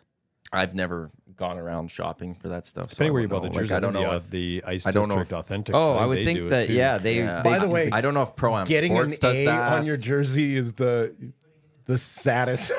Well, I'm not confident enough to rock the C. But it's alternate dry cap. sided. It's dry sided. It's dry saddle's jersey. Oh, is it a dry? Yeah, it's a dry. It's not fresh- like their dry jersey. You She should have doesn't, listened. doesn't have Jasmine on the back of it and then an A because I thought Yeah, that would've would be been, weird. like really sad. Yeah, that would be weird. He even said dry saddle's jersey. Jasmine, number 2 with an A. Like, I want to support the team, but I'm not cocky enough to say I'd be the I'm captain. not the leader. I am a leader. I don't know if Pro Am does that. They might. Pro Am, yeah, I would I think don't know. Pro Am does. We should Give have them said a call. Pro Am, yeah, I guess. Yep. I've never really dealt with those. Yeah, Pro Am. I don't have a lot of There jerseys. you go. Even though I'm part of all these teams, I don't have a lot of jerseys. Oh, Just crazy glue You it. have That's some, what though? I'd say. Do I not have crazy soccer. glue it. okay. I have the soccer kits. I'm covered in soccer kits, but the How other one's about not as much. much. I carpet need to get a tape? Yankee jersey Don't do carpet tape. Yeah, I'd do carpet tape. That's what I would do. on the jersey. Yeah. Do we know which jersey this is? Like, did she say? Well, I No. assumed it was her. Just a fresh dry jersey. I just didn't know if it was the New Oh, Heritage fresh Classic dry jersey saddle. or, and has dry settle on it. Must be Yeah. older then. It must be before he got the A. Then I would have to think. Otherwise, why? Like, Oh, shouldn't it like come? you think she's updating it? I would, because shouldn't it already come with? Typically, it would Well, now. Yeah. what's the breakdown this year? He's wearing he wasn't wearing it the other night. Didn't have the A. Nugent Hopkins did. Like they rotate. Yes, there's a rotation. But when you go buy a jersey, if you're buying that player's jersey, I'm assuming you get the letter on it if that's the player you're buying. Like if I go buy a McDavid Yeah. jersey somewhere, I'm getting the C on it. I think Go to that comes Pro-Am. with it. So go to Pro Am. Go see Jack. Go see Jack. There. People are getting butthurt. Yeah. Go see Jack. do they have any Hurricanes jerseys? Oh my god! Ask Jack. I do. My flag football team. That's what we wore. Were Hurricanes jerseys. Miami Hurricane, like the legit. style. Yeah, legitimately. See, this side of the room is awesome. I don't know what you guys are doing over there, but we got things figured out. Oh, it's over clear here. you don't know what's going on over here. Did you see that the flag football may be going into the Olympics? Yes, It is. I did see that. They've bumped breakdancing and they've added flag football. That tells cricket's you, also back. Cricket's in the mix. but cricket's Softball, a real baseball's in the mix. Well, I know it's been 120 years or whatever it was since Yeah. cricket's been in, so it's good to see that one. Flag football, I'm just intrigued. Like, I'll be surprised if demonstration it gets in, but but no, it would be a full medal sport. These would be full medal sports. I'm just like, So I'll be surprised. That one. how much does the American dominate this, or like, is it? How different is it going to be from the NFL guys? Like, the going to flag football, is there an advantage if you're disadvantaged? I don't know, Like, man. that's I just But a big criteria is based on how many countries play the sport, athletes playing the sport in that country. So, I mean, flag football would is that going to be a big one? Again, it goes through a range to get to this stage. I mean, from what I understand, that the local host committee will make, or local organizing committee, I should say, will make Which is LA for this recommendations, one. Which is LA for this one. And then the IOC is part of that as well. I will be surprised if flag football makes the cut here, but I think if you're the cricket NFL, will. you're going to push it. If you're the NFL, flag football is something then you could try to go to other countries and start playing football. Get them first playing flag to get them interested in your You sport. don't think that this is just a network, like a television, like Oh, easily it's part of that that the too. money keeps dropping off of the Olympic organization, that they know that they need to throw some red meat to their media partners, or else the rights fees will just continue to fall. And so if you're Coca-Cola and NBC or whoever is going to have the broadcasting rights, you're like, Well- I can throw flag football up and I'll get eyeballs. But I think that like no You matter give me what, ballroom dancing, no one's going to watch, right? Like, I think U.S. people will just watch no matter what. The rights fees will be there because it's America's, right? If they're hosting that, they love their I country, don't they know. love what they Like, do. You look at I those think- numbers, we're tuning out of the Olympics, man. Like, but they weren't being hosted in the U.S. Like that's the thing. Like they'll wrap themselves around it. It'll be prime time the entire Yeah. time. Television wise, it will work. yeah, times. I don't think you have to worry about getting the sponsors or your broadcast partners on board for that Olympics. I think it'll be future Olympics that'll be a problem. I mean, it's still going to be a West Coast time. Like, you're still not in that Eastern time zone. Like, I don't know if the But television... it goes all day, so Yeah, you can make that work very easily. yeah. I think it's just about keeping Coca-Cola happy. And Coca-Cola will be happy if enough eyeballs are watching on whichever device or streaming or television that you're watching on. So, I think that's why you'll see baseball, softball back in. I think almost for sure because of that and because of the Asian influence on that. And cricket, I think will make it. I in think as well. cricket's going to be great to. Cricket was an have that Olympic one sport there. back. I think it was 1900. It was an Olympic sport. It has not been since. But It's stunning that like when you hear about it, like oh yeah, cricket's not there. Like the second biggest sport on the planet. yeah, and well, in it terms depends of on what style of popularity, cricket it's is not going to be. there. It'll have to be It'll an be- It'll have Olympic, to be the- Olympic version the of T20 cricket. version. Yeah, I so think we'll is have what to it'll that. be. Yeah, we're not going to be doing a one cricket match taking the entire Olympic Yeah. event. Yeah. With and then tea- we go to with the tea next break. Because you're one. not going to have you can't have a ton of fields available, like just facilities wise. And so you're going to need to be able to be running 3 to 4 games through a facility per day. So, yeah, they're going to need to change the rules a little bit. Canada U.S. flag football final. Is that what you're calling? I'm calling it now. I something like that. Also basketball Something like final. that just feels like a weird sort of Germany Uruguay, like where we're like, how is this a thing? Like, Patrick Mahomes throwing to Travis Kelce in flag football. yeah, I'm sure NFL teams with the billions of dollars they have invested in their players are going to be like, yeah, you go run around a field and let people take shots at your knees. Tyreek Hill's sent the message. He sent the signal up on Twitter this weekend going, NFL guys, let's get together. Let's win a gold. So you never know. What if Patrick Mahomes CFL comes guys up- went and won the gold? That would be amazing. That would be great. It'd still be Americans. But maybe our Canadian, maybe Trey Ford. Trey Ford would Maybe be, Trey Trey Ford, Ford, would be- yeah. depending on the rules. Trey and Gavin Cobb are going to come together and grab Brady Oliveira. Yeah. We'll throw him out there. Tyson Philpott's having a nice Sure. little season this year. We'll put him into the mix. Oh yeah, you could. We could build a little team. That's why I'm calling Canada US. Flag football final, men's basketball final. There you go. You heard it here today. 2023. I'm calling 2028. I don't think my Feisty. nerves could handle a Canada-U.S. basketball. Final, I would though. hate it. I don't think I think the indigestion. That would 2000 be too stressful. Oh, it's not going to be stressful because it's going to be a blowout. I stand by that. man. I don't. The 2024. I'm not fully excited about a gold medal game. Maybe I'm just completely underestimating our Canadian men. But like this World Cup we just had, where Canada we beat the U.S. Is that okay for me to say? It's our country. We'll allow that We one. beat the U.S. Yeah. that was like their C team almost, or B team. Yeah, you know, and it like, wasn't Canada's A team either, though. No, we're missing a couple, but okay, but let's bring out the A team of the U.S. and bring Kevin Durant and bring LeBron James and bring Steph Curry and bring all these guys out and go. I'll take my That's chances. a tall order. Yeah, I'll take my chances with a Shea Gilgeous-Alexander. Like I will go into that gold medal game with the lowest of expectations. I wouldn't expect that they'd win, but I think they could. It would not surprise me, especially if you have Murray back and healthy too. If you go deep into a bench year, I agree. It becomes a bit of a challenge. but a But starting five, I think Canada can match up. But a against game's anyone. not played starting 5. no, that's the thing. If Canada can play 8 deep, you're in good shape. If they Mm-hmm. have to, if they're only playing 5 deep, and then you're not able to get production off your bench, you're in trouble. I'll take a silver still, though. Oh, jeez. I'll be pretty happy. I'm The doing- first loser. We Gross. did it. I'm Yeah, it taking says that 36. silver. I'm marking that down. Canada's already on the board for 2024 Paris Olympics with the silver. All right. Marking us down. Match our silver from 1936 in Berlin. So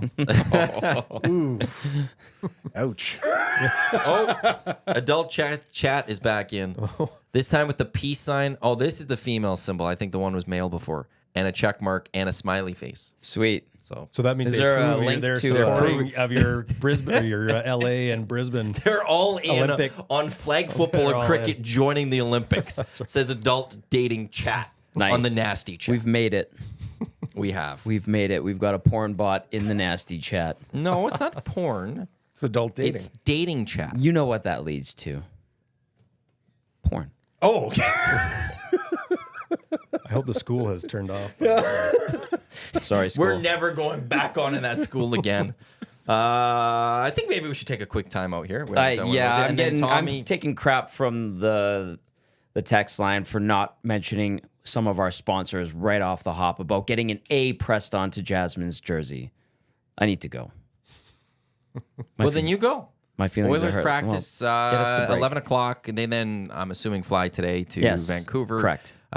You'll be back tomorrow with Belzy. Yes. With the Hangouts, and Hey, Rink Report coming at you today, too. look at that. We need some sponsors for the Rink Report. Email us. Business at EdmontonSportsTalk.com. He's Tom Gazzola. I'm Matt Iwanyk. We're joined by Wil Fraser and Doug McLean. You're tuned into the EST Hangout, listening on EdmontonSportsTalk.com, watching on Edmonton Sports Talk YouTube. We'll be back in just a few minutes. The Nielsen Show. I keep thinking of Shomeat Ohtani. I want like a beef form of Shohei Ohtani, just a ground beef sitting here, and we pick at it.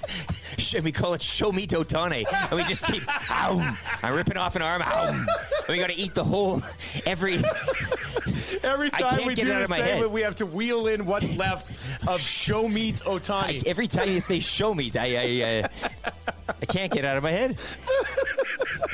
A couple pimentos as the eyes. Shomeat Ohtani is one of my favorite things you've ever said. Angel's If we've cap been on him. together. The Nielsen Show featuring Lieutenant Eric. Weekday mornings at 6, only on Edmonton Sports Talk.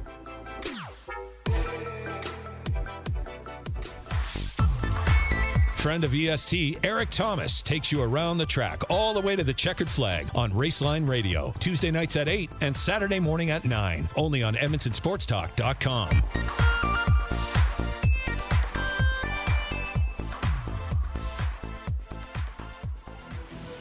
The Elks Call is the newest Edmonton Elks podcast located in Edmonton, discussing everything Elks. Join friends of EST, Scout and Catherine, Friday nights at 8 on EdmontonSportsTalk.com.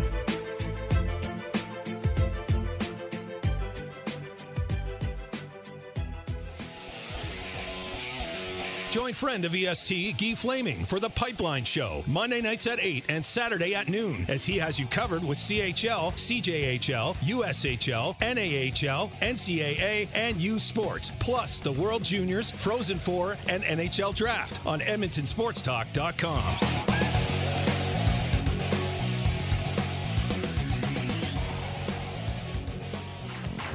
Tom Gazzola and Sean Bell take you on a hot lap around the NHL with Hello Hockey, Saturday mornings at 10, only on Edmonton Sports Talk.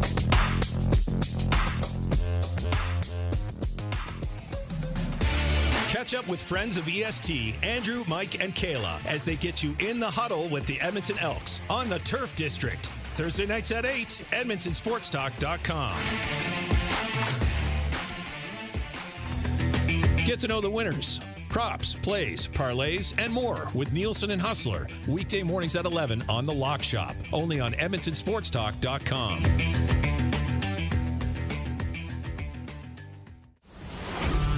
Get all the latest news and takes on everything Oilers with Dustin Nielsen and Tom Gazzola on the Oil Stream. Live at noon, Monday, Wednesday, and Fridays. Only on EdmontonSportsTalk.com.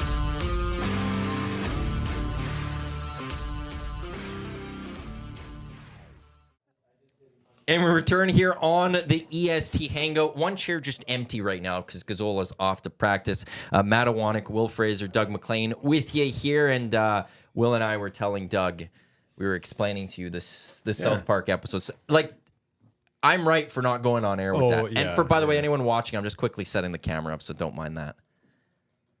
They're awful, aren't they? Just the way I described it.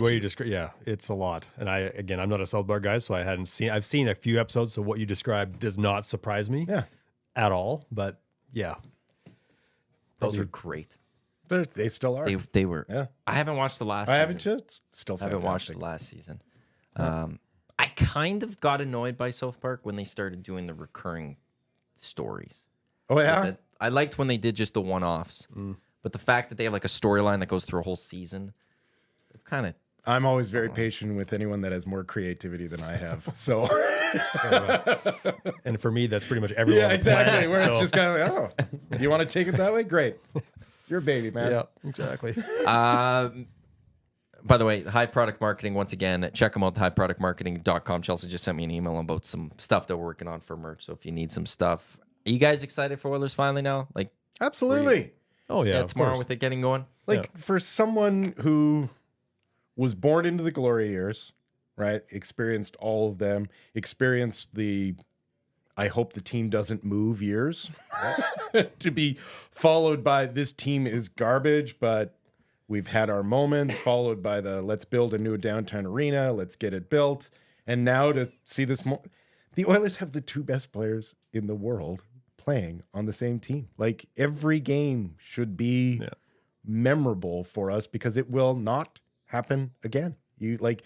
These will be the moments that 20 years from now your kids are going to be sick of hearing about, right? And so enjoy the fact that you are living through history right now because that's what's being made. Every night the Oilers play, a little bit more history is being made of this group. No, and I'm glad you said that, Will, because it's so true. Like, I sit back, I mean, I'm similar vintage age to you, and I sit back and think that I got to watch Wayne Gretzky play live and in person probably 50 times as a kid. Yeah.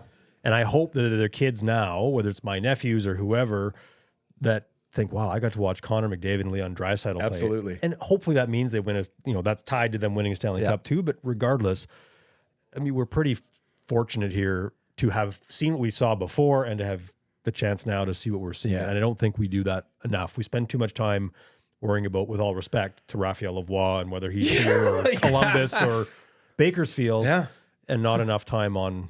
And that's not even to mention the other guys on this roster who are outstanding talents too. So and I'm glad great you brought that up. character pieces and this team is really fleshing out into a legitimately interesting group of players that all have defined roles. And I mean, you look at the potential of what we could be seeing, and it's not going to be smooth sailing. And you don't want smooth sailing. You want some drama, and this team will give you drama night in, night out. Well, night in, night out, what's great for fans is your team, you're going into a game expecting that they're the better team.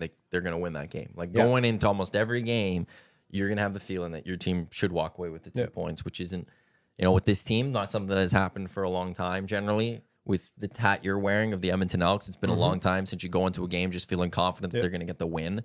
This is a team that, night in, night out, there's going to not be a lot of matchups out there that you don't sit there and go, the Oilers should be able to win this hockey game. And it's not just that they're a good team. It's that hockey itself is in such a good place right now. It is high event hockey that we are seeing. We all lived through the dead puck era. Yep. And you could have a team that was more guaranteed night in, night out to win, but you knew they were just going to put a sleeper hold on their opponent and bore you to death.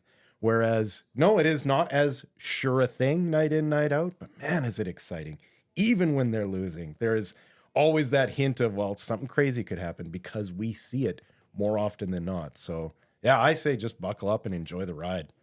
And I think for the most part, when it comes to at least McDavid, I don't think anyone's taken it for granted yet. I don't think I've come across like I think you're right. people still get, maybe we don't talk about him enough in that, like, You're oh my right. God, No, we're watching that's him. a fair point. You're But right. I think when he does his special things, we're not at the point going, yeah, like we expect like that. Yeah, no, he should be doing that. We still be like, oh my God, did you just see what Connor McDavid just did? Yeah. No, We still have that. I think it's the luxury we have in this market of being able to watch him every night. That you talk to people outside of this market and they are amazed at the highlights and they're amazed at the stats line, but what they don't get to experience is all those moments that he almost scored. Yeah. Which are as entertaining as when he does. Like, I mean, he may have a night where he has 5 points, but there was 15 times that he had you absolutely spellbound by what he was doing on the ice. And that's what I always just, the amount of times he makes me giggle as a fan at what he just did is innumerable. Like you lose count. By game 2, you've already lost count. The amount of times this guy did something and you're like, I can't believe he just did that. I can't believe he either made that guy look that way or make that goalie look that way or made his teammate look that good. I mean, it's incredible what he does on a nightly basis. Well, it doesn't matter where he gets the puck. Yeah. Wherever Connor gets the puck, he's a danger. Yeah. At that moment, something special could come from that Right. moment. He could be at the boards with 2 guys on him, has the puck, and somehow, could he get out of this and somehow scored this weird goal and make this weird pass that no one's expecting that's going to go in the back? And that, absolutely. Yep. You just have to watch his full, he's on the ice for 20 minutes or whatever. Well, I just Those are enjoy 20 watching, amazing minutes. I to just watch. enjoy watching the body language of the other team, especially the defenseman when he jumps over the boards. The amount that they get into their back, like when they're ready to just sprint back to their goaltender, right? Like it is amazing to watch his effect on the game. Which is, I think, what makes Draisaitl so intriguing is he's such a sleeper out there. He does not get the same body language sort of reaction when he hits the ice, but then all of a sudden he's a sleeping giant. Yeah, all of a sudden he puts his butt into somebody, has the puck along the boards, and just spins out and makes a perfect pass, right? Like It's like that snake or whatever, just slithering around. Just unnoticeable, undetected type thing. He's nothing to really pay attention to. Yeah. But when he's ready to strike, yeah. you better watch out. You look at that shooting percentage. Like we remember the days when early analytics, when everyone was like, "Well, that's an unsustainable shooting percentage," and you look at Draisaitl, and it's like, "Well, he's been doing it for 5 years now. It's sustainable." Well, and that's probably why he doesn't get. I mean, he gets respect out of this market, of course, but maybe to a lesser degree because the nature of how he plays is so different. It is that I won't say quieter game, but to a degree, certainly compared to McDavid, it is a quieter game. His strengths are holding guys off, ability to rag the puck for 15 seconds to open up a teammate. So they're completely different players, but as far as the way the league views him, it reminds me a lot of Fedorov in his early years in Detroit.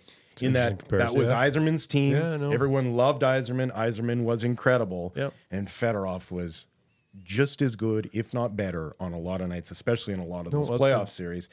But as a fan base, we didn't want to realize that we were watching one of the greatest teams of all time because that's high praise. But you look back now on that Detroit team with a Lidstrom, a Fedorov, and an Yzerman, and I think I'd throw that lineup against any team in history. So and be pretty confident. Good is Louis Lindstrom, right? Like he's the one. And what's weird is when you start getting in conversation like best defenseman ever.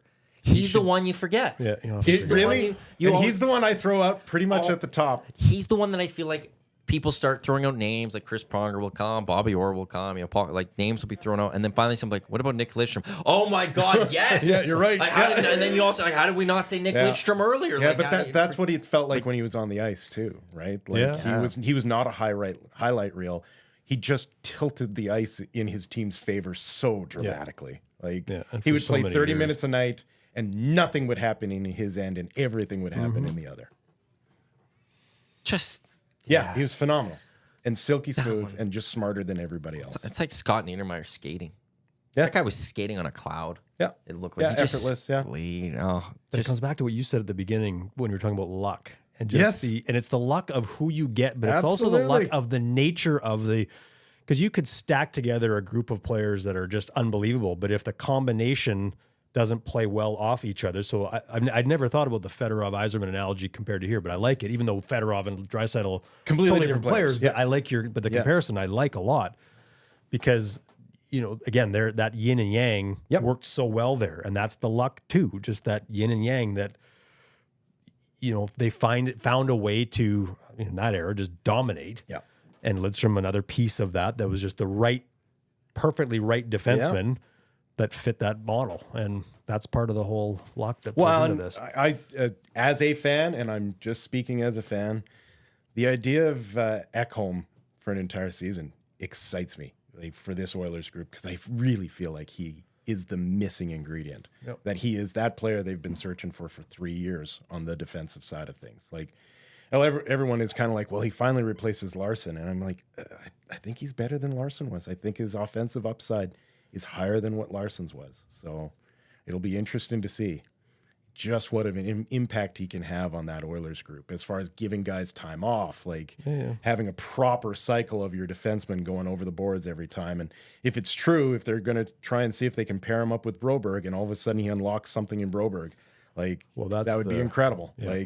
That's the fun stuff to watch this year, along with the predictable fun stuff to watch. Yeah. No, I think you're right. He's maybe slightly better puck skills than Larson has, which enables him to make more plays to evacuate the zone, etc. And I agree with you completely on the Broberg piece. I think that's, if there's a way they can unlock what I think we all see to be there, then I don't think this defense is that far away. No. When you look at the pieces they've got, especially if Broberg takes a step, and if Darnay is steady and plays within himself when he is in the lineup. Well, you're absolutely right. Makes an impact when given a chance. Yes. Yeah. And doesn't hurt too much as well. Yeah. Right. Which he did through pretty big stretches last season. Well, he's a nice piece to have as far as a matchup goes. Yeah. Right. When you're going into town with a team that is just going to be taking runs at you, it's nice to have a giant in your arsenal to throw over the boards. Yep. So where do we need to see from Darnell Nurse this year? If this team does want those bigger things, where does he need to get to in his play? I'm such a fan of Darnell Nurse. Yeah. I'm probably the wrong guy to ask. I think he's an athlete. I think he plays 26, 27 minutes a night. I think you are going to have moments where you're upset because he didn't make the right play, and I think you're going to be absolutely blind to what his athleticism allows him to do on a consistent basis. So I think you need to... If you played like you did last year, you okay? Yeah, I'm fine with that. That's going to make for a boring segment because I'm 100% in agreement with Will. Because I think, he takes far more abuse than he deserves in this town. We can sit and debate that all day long, and let's not bother. Well, the contract is the thing that's always going to rip on him. It's like when Horkoff got his deal and everyone called him the $8 million player or whatever it was. But that's not Nurse's fault, and frankly, it's not Ken Holland's fault. He didn't set the market up that way. I mean, what are you going to do, let Nurse walk? And I know there are people, we should let him walk, and then what are you doing? I'm also always amazed at the amount of people who look at a guy who's getting paid, what are we saying here, $1 million more than what he should be? Yeah. And looking at that going, well, he's an overpay, but yet you have a guy who gets signed to a $3 million contract who plays like a $1 million hockey player, and that's not a panic. Whereas, that's a guy making 3 times more than he should, let alone 15% more. So I'm fine with your high-end guys. Hockey always looks at the top numbers. Yeah. They don't look at everything else. When there needs to be saving money, it always has to come from the top guys, not opposed to hey, why aren't you just joining this team for less money if you want to win a cup type thing? That was the success of this offseason, is that they brought back a Janmark and a Ryan. They brought back guys making half of what they made the last time, right? So there's no learning curve with these guys. They don't have to figure out the culture of the team. They know their roles exactly, and they're being paid appropriately. I think the Oilers had actually a really successful offseason. Well, here's my question to people that don't like Darnell Nurse. So if you look at the contract and you say, okay, so he's not here, you've then got 2, just for rough numbers, $4.5 million defensemen. That's basically Brett Kulak type players, maybe at a younger. Are you happy if you've got 2 more of him? Does that put you closer to being a cup contender? I'm not convinced it does, to what you said before, which is that high-end athleticism that I think I'm always reticent to pull a guy off who can jump into the play, and he doesn't do it a ton, but he can, and he does at times. I don't like reining those guys in. I think they learn over time when to do it, and I think that's what you'll continue to see Nurse do. He's also a guy who plays with swagger. And Well, that too. And There's this not is a a lot team on the that team. should have some swagger to it. And he's a guy that doesn't need anyone to look after him. Yeah. In fact, he looks after other guys. So there's a lot of stuff he does that does not show up on a score sheet and does not get appreciated probably as much as it should. Yeah. Propane Pimp in the Paris Jewelers inbox, 780-218-9999. Clap, clap, clap. Well done, Will. People will complain about Nurse, but send flowers Warren Fogel's way because he had an okay playoff. Yeah. So just adding on to what you're saying there. It's also a case of once you become a whipping boy, you're a whipping boy. Yeah, well, you don't. Yeah. It's always defenders.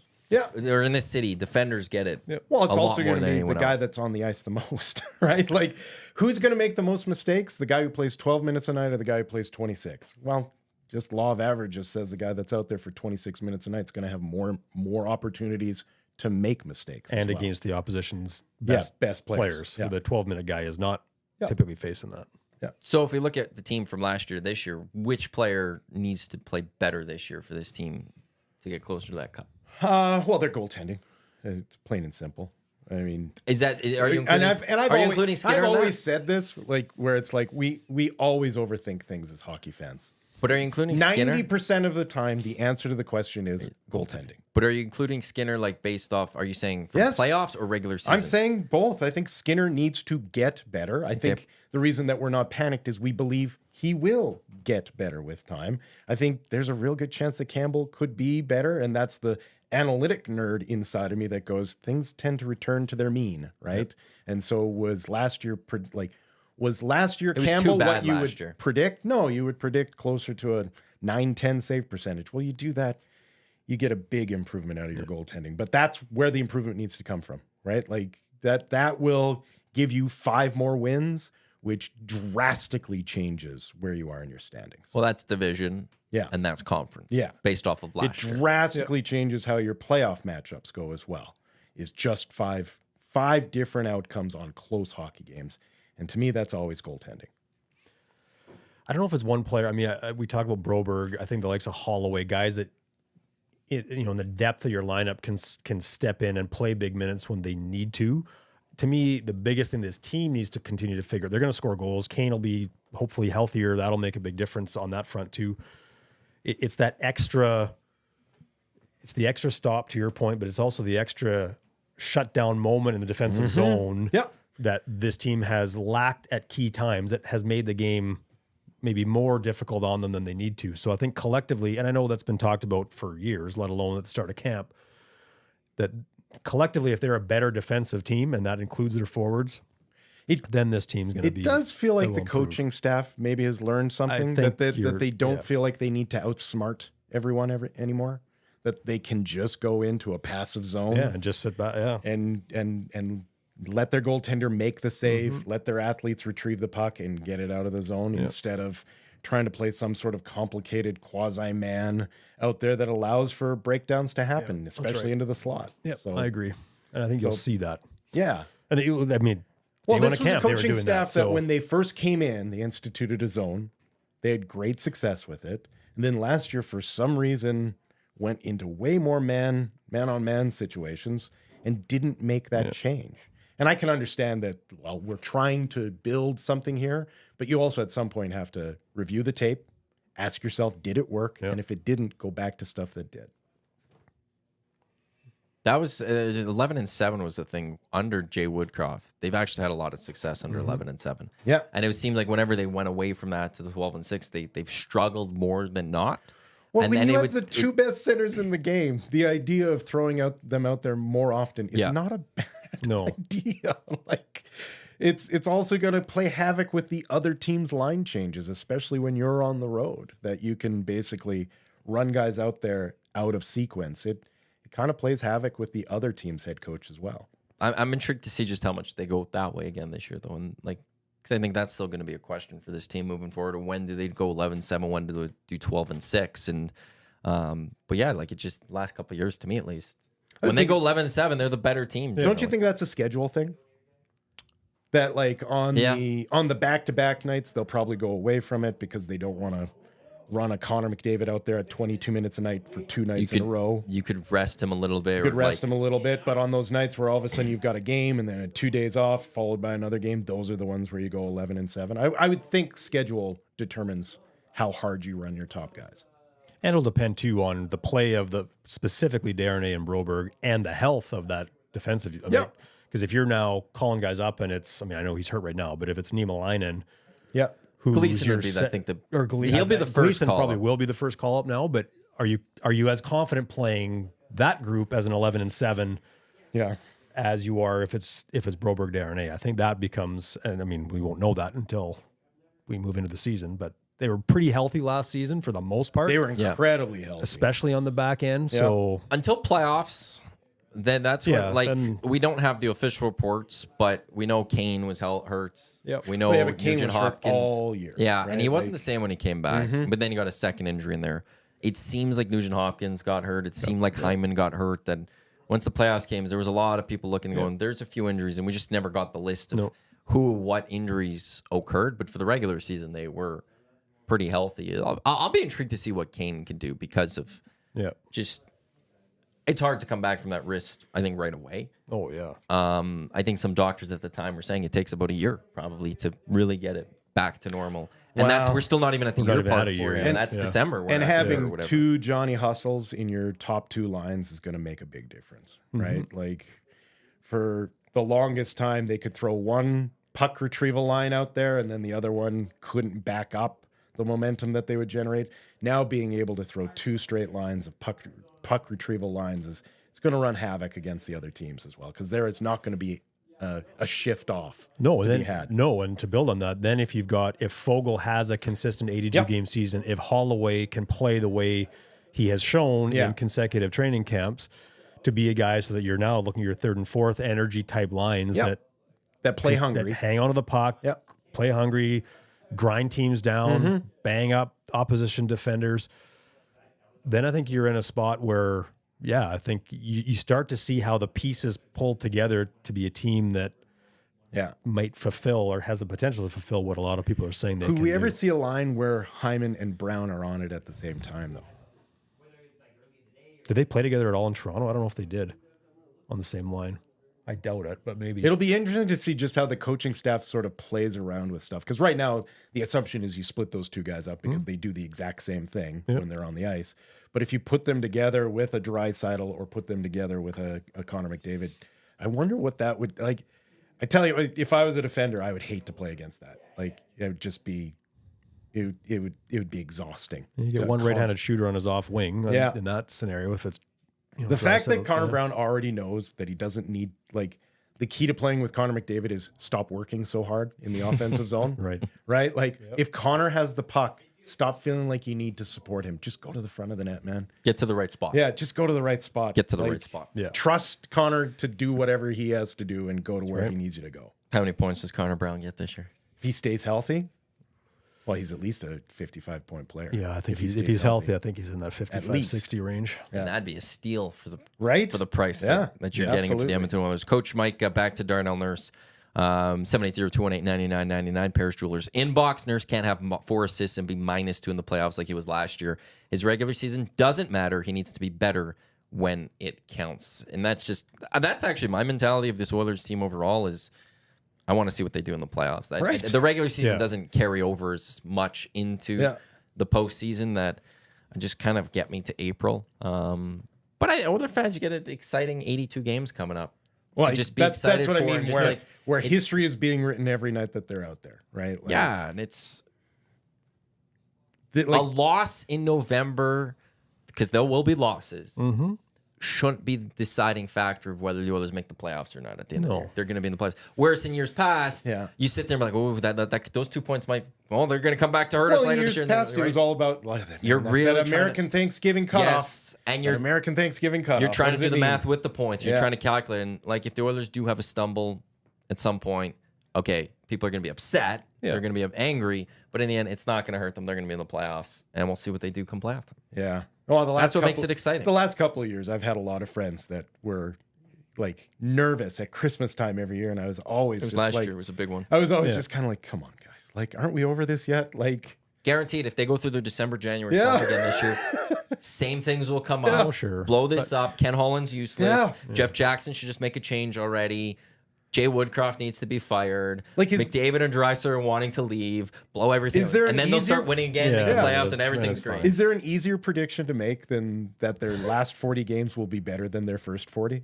Like, I think that's the easiest prediction to make at the beginning of this hockey season. I'll say final 30. Oh, and that's been the case for this team. Okay, if you want to nitpick that I'm going way. to nitpick, Will. I am going to nitpick you here. You're nitpicking me early. You don't like me talking about Hurricanes. All right, the last I wanted to 30, vent a little better bit than their first about- 30 I want to vent a little bit early, and you just wouldn't let me. because it's ridiculous. But this team's been like that for 20 years. Right. Yes, it's always been a second half team. It's always been like that. But like, I mean, one of the greatest teams ever, that 84 team, lost 5 straight, lost 11-0 to the Hartford Whalers, for God's sake. Like, it happens to the best of teams. So I think the fact that we're in this phase where, yes, the playoffs should be a given, barring massive injuries. Yeah. That you're, and and that's what the talk has been all through camp, is that yes, we obviously have to play 82 games, but we're building to something. Yeah. That's been the talk basically from when they got knocked out by Vegas last spring. We're building to something. And this is a step on that path as the next 82. And I don't think it's about freaking out in November when they lose 4-1 to the Columbus Blue Jackets Yeah. and just have a night where nothing goes right. I also think it's a case of the competition shifts at the halfway point where moral victories are no longer like you get a young team that doesn't have a lot of hope. They look at that schedule, they see Connor McDavid coming into town, and they're hunting for a moral victory at that point, right? Be it to shut him down or pick up the victory. By after Christmas, once January comes in, that's no longer there, right? And you all of a sudden you'll get easier points to be had, and also your team starts to dial it in a lot more. Well, and in the West this year too, when you look at, I mean, we'll see where this all plays out, but how good is San Jose an NHL caliber team? How good San Jose? How good is Anaheim? How good is Chicago going to be? Yes, they've got Bedard and Hall, but how good are they going to be? St. Louis is going to probably take a step back. Yeah. We haven't even mentioned Arizona yet. I mean, they'll be better, I think, this year. Yeah. And then you get to the next step is Vancouver a playoff team? I know lots of people are saying they are. So I'm not saying there are lots of free spots on the bingo card, but there are going to be some. Yeah. And for a team like the Oilers that are, again, building towards something bigger, you need some of those free spots to not take a night off. I don't mean that, but to have a night where you can dial it back a little bit and you're not having where to go. the win can be in the bag by midway through the That's second. right. That's what you're talking Yeah. about, is that the third period can begin and all you're thinking about is, I hope they get out of this without an injury. That's right. McDavid plays 5 minutes. and, Yeah. Did you guys see when the NHL starts today? What time, by the way? Oh, what time? 3:30. 3:30. That's which one's? Lightning Preds, 5:30 Eastern. 3:30 Mountain, 2:30 Pacific. Isn't that interesting? Isn't that a weird time to start your season? And I'm trying to it doesn't look like they're overseas or anything like that. So it's Lightning Preds, 3:30, kicks off today the NHL season this afternoon here in Edmonton. And then they get to the big games, Pens, Blackhawks, Crosby, Bedard, Kraken, Golden 'cause Knights, of Banner baseball Racing. playoffs? Must be, but Maybe. maybe don't schedule, just do 2 games today. No, but I mean, is that like a television sort of like we need to fit in our broadcast schedule sort of thing? But that's just move Lightning Predators to another day. Okay. Well, Start the season 6 o'clock with Bedard and Crosby then or something. Yeah. I don't know why it's starting at 3:30 Edmonton time, 2:30 man, Lightning is a Pacific. way more interesting question starting this I'm intrigued year by them. than most teams. I'm intrigued. Just It was last year. Just everything catches up. To Are they a them. sleeping tiger Or is it? Have we seen? The or have they ends? been declawed? Yeah, have we seen that? Well, with a goaltender who's gone for a couple Right? months, that's Yeah. that changes things. Yeah. Oilers Canucks tomorrow. By the way, the Oil Stream pregame show with Tom Gazzola, Joaquin Gage on this one will be live right here on EdmontonSportsTalk.com, as well as the Edmonton Sports Talk YouTube channel tomorrow, starting at 6:30. Gents, thanks for coming in again today. Always a pleasure. What do you Always a guys have pleasure. going on the rest of the day? Run. Well, Doug and I are going for 13K. Yeah, Yeah, done. okay, Yeah, let's that go. works for me. We'll So go crank it out and a little grocery shopping. I got some day job client deadlines to And then when you off to Vegas? Friday. So I just got back from Halifax yesterday. I was there over the last 5 days, and then the Vegas of the Maritimes. yes, yeah. So I did that, and then I was up late last night getting some work done, and then do that today. Get some more tomorrow and Thursday, and then Vegas Friday morning. Wonderful. Well, gents, thanks again for coming into the Matt. EST Hangout. Always fun. Coming up next, it is the Lock Shop, Huss and Dusty right here at EdmontonSportsTalk.com. And then at noon, Joaquin Gage and Dusty with two guys and a goalie. I'm not sure if Cass is going to be on today or not. Put a question mark next to his name, we'll say. But for sure, Joaquin Gage and Dustin Nielsen. That's at noon right here at EdmontonSportsTalk.com. Thanks to everyone for tuning in. My Hurricanes, I'm still suffering about this. I won't bring it up tomorrow, but will hear a lot more about it. That's a lie. As soon as these mics go off, Will's going to hear a lot more about it from me. I'm Matt Iwanyk on behalf of Wil Fraser, Tom Gazzola, and Doug McLean. Thanks for tuning in. Lock Shop coming up next in just a mere moments.